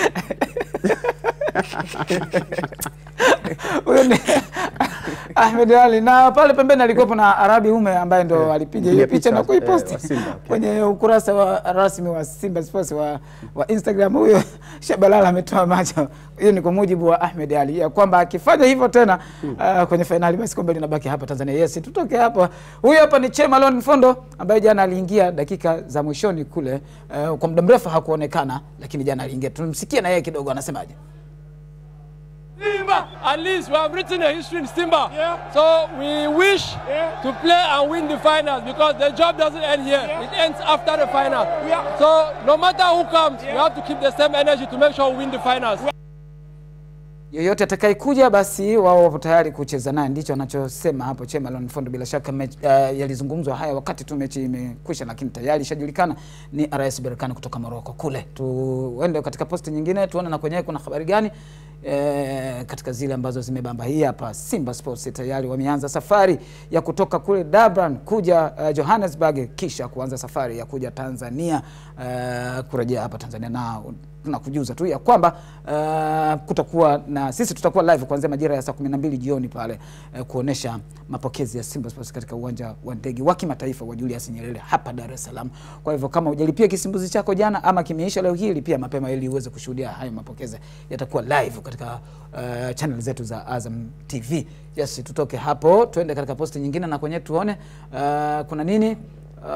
Yes, nakuja hapo bila shaka posti nyingine utaona hapo katika zile ambazo zimebamba. Haya yote yanahusiana na mambo ya Simba Sports kuweza hapa. Huyu hapa bwana Ali Kamwe, meneja habari na mawasiliano wa Young Africans, baada ya kushuhudia kwamba Simba Sports imetinga finali ya CAF Confederation Cup, yeye mwenyewe akaandika hakuna jipya mpaka sasa, mengi ni marudio tu.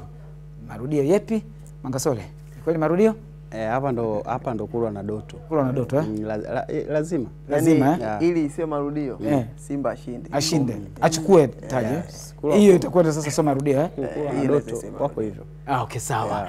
Haya, twende kwenye posti nyingine haraka ili ni waache wadheze. Yes, Azam TV Sports anasema mnyama Simba anarejea nyumbani baada ya kutinga finali ya kombe la shirikisho Afrika. Mapokezi haya ya mnyama yatakuwa mbashara kupitia Azam Sports 2 hiyo hapo channel saa 12:40 jioni. Leo hii hapa kaa nyumbani kwako, kama mvua inanyesha usipate shida ukatafuta sehemu ya kwenda kutembelea. Hii hapa burudani itakujia majira ya saa 12:40 hapo jioni. Ujue tu ndo Azam TV burudani kwa wote, kila burudani tunakupatia. Yes, tuende posti nyingine kama ipo hapo tumalize. Bila shaka tumemaliza zimemaliza. Na mimi naona nimebamba. Na umebamba. Yaani zimebamba na mimi nimebamba. Kitu cha kushukuru. Nimependa rangi ya nguo yako. Nashukuru. Mufti, unajua kwa nini Mufti kavaa hivyo? Hujamuuliza kwa nini kavanga rangi nyeusi. Ungemuuliza. Hii ni dark blue. Yaani hiyo rangi hata kinyeshewa anakataa, mimi sijaloa. Sababu rangi yenyewe imeloa. Nitachukua hiyo rangi. Basi vizuri, hamna shida. Vipi Morocco? Tarehe 17. Naenda. Naomba niondoke. Unaniruhusu niondoke? Asante.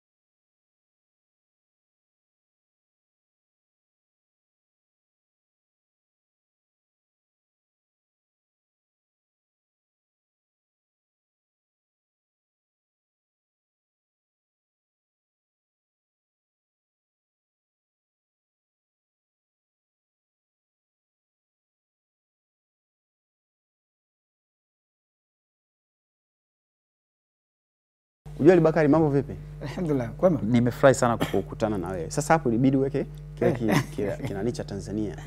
Hiyo nakuachia wewe. Hiyo unaniachia mimi. Mimi nilikuwa nakwambia Ali Bakari kaeni naye makini. Sasa leo umeanza kuonyesha tabia zako taratibu. Taratibu. Kaeni naye makini, msiongee sana mambo yananilia kiwepo. Naam, turekodi. Karibu. Asante sana Mangasore Edward. Nimefurahi kuungana nanyi katika Zilizobamba mitandaoni, na nikwambie tu Mangasore ya kwamba inawezekana labda sina post yoyote inayohusiana na Simba. Itakuwaje ikiwa hivi? Inawezekana. Ikiwa hivi itakuwaje? Tukikupiga vizuri utasema kwa nini? Yes.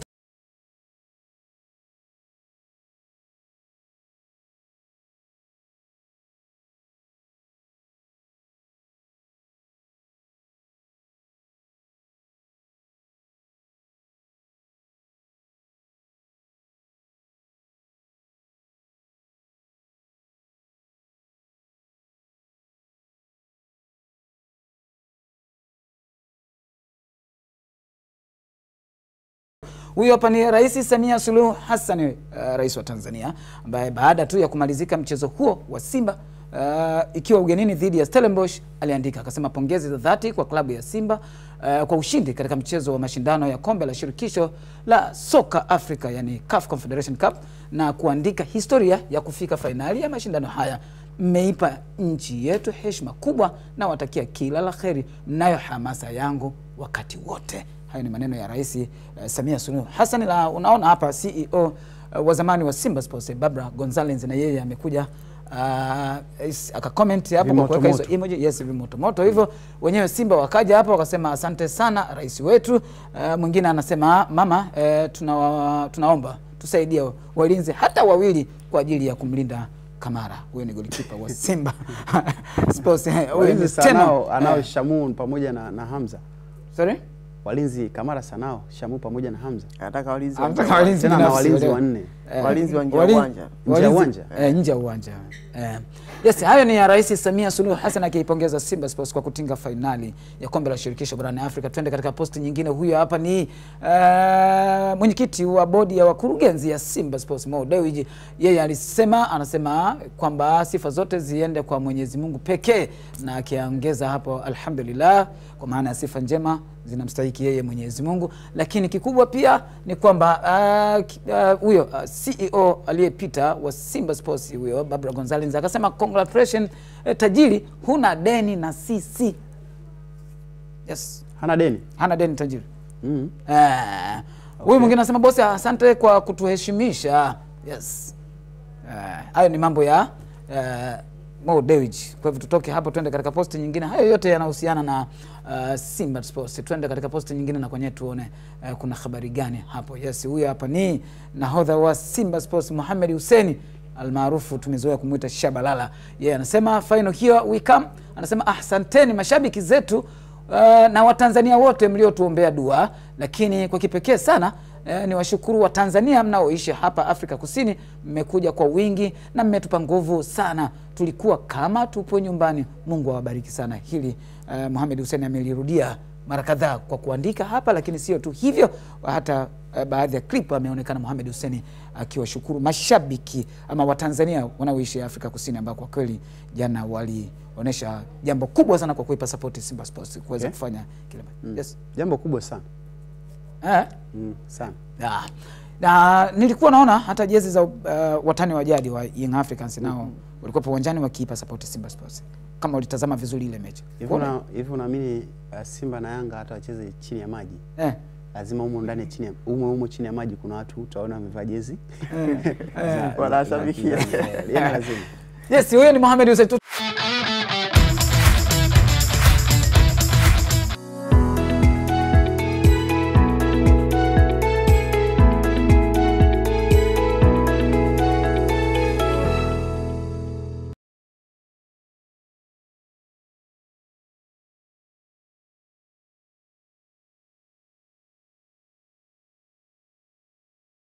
Huyu hapa sasa nisingemposti huyu, nafikiri watu wangejiuliza kwamba imekuwaje. Huyu ni Ahmed Ali, meneja habari na mawasiliano wa Simba Sports.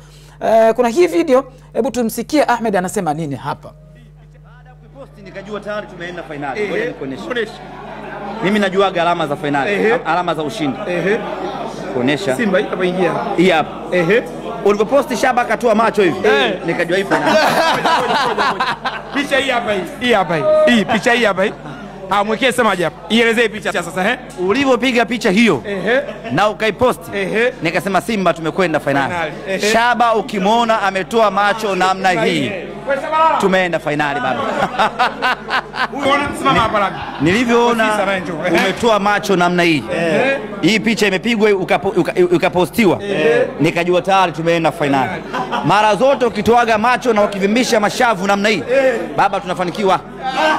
Baba tunafanikiwa. Kwa nilivyoona hii pressure ikashuka, nikatulia, nikasema finali tumeenda. Unataka kuniambiaje kuhusu finali? Ukitoa macho namna hii tena baba tunachukua. Ushakutoa macho hali? Ushakutoa macho? Huyo ni Ahmed Ali, na pale pembeni alikuwepo na Arabi Ume ambaye ndo alipiga hiyo picha na kuiposti kwenye ukurasa wa rasmi wa Simba Sports wa Instagram. Huyo Shabalala ametoa macho. Hiyo ni kwa mujibu wa Ahmed Ali ya kwamba akifanya hivyo tena kwenye finali basi kombe linabaki hapa Tanzania. Yes, tutoke hapa.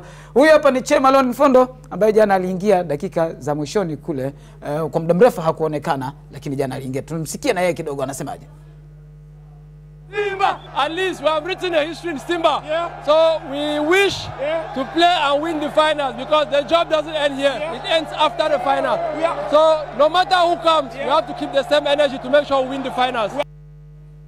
Yoyote atakayekuja basi wao wapo tayari kucheza naye, ndicho anachosema hapo Chemalon Mfondo. Bila shaka yalizungumzwa haya wakati tu mechi imekwisha, lakini tayari ishajulikana ni RS Berkane kutoka Morocco kule. Tuende katika posti nyingine tuone na kwenyewe kuna habari gani katika zile ambazo zimebamba. Hii hapa Simba Sports tayari wameanza safari ya kutoka kule Durban kuja Johannesburg, kisha kuanza safari ya kuja Tanzania, kurejea hapa Tanzania. Na tunakujuza tu ya kwamba kutakuwa na sisi tutakuwa live kuanzia majira ya saa 12 jioni pale kuonesha mapokezi ya Simba Sports katika uwanja wa ndege wa kimataifa wa Julius Nyerere hapa Dar es Salaam.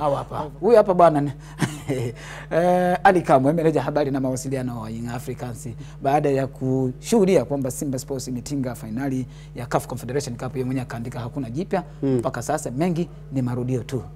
Marudio yepi Mangasole? Kweli marudio? Hapa ndo kulwa na doto. Kulwa na doto lazima. Ili isiwe marudio. Simba ashinde. Ashinde. Achukue taji. Hiyo itakuwa sasa sio marudio kulwa na doto wako hivyo. Okay, sawa.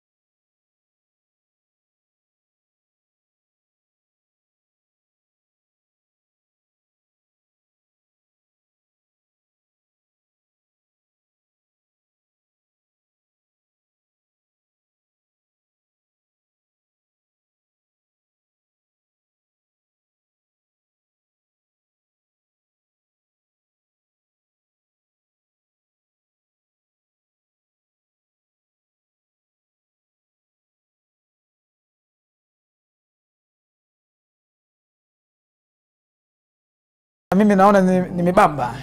Na umebamba. Yaani zimebamba na mimi nimebamba. Kitu cha kushukuru. Nimependa rangi ya nguo yako. Nashukuru. Mufti, unajua kwa nini Mufti kavaa hivyo? Hujamuuliza kwa nini kavaa rangi nyeusi. Ungemuuliza.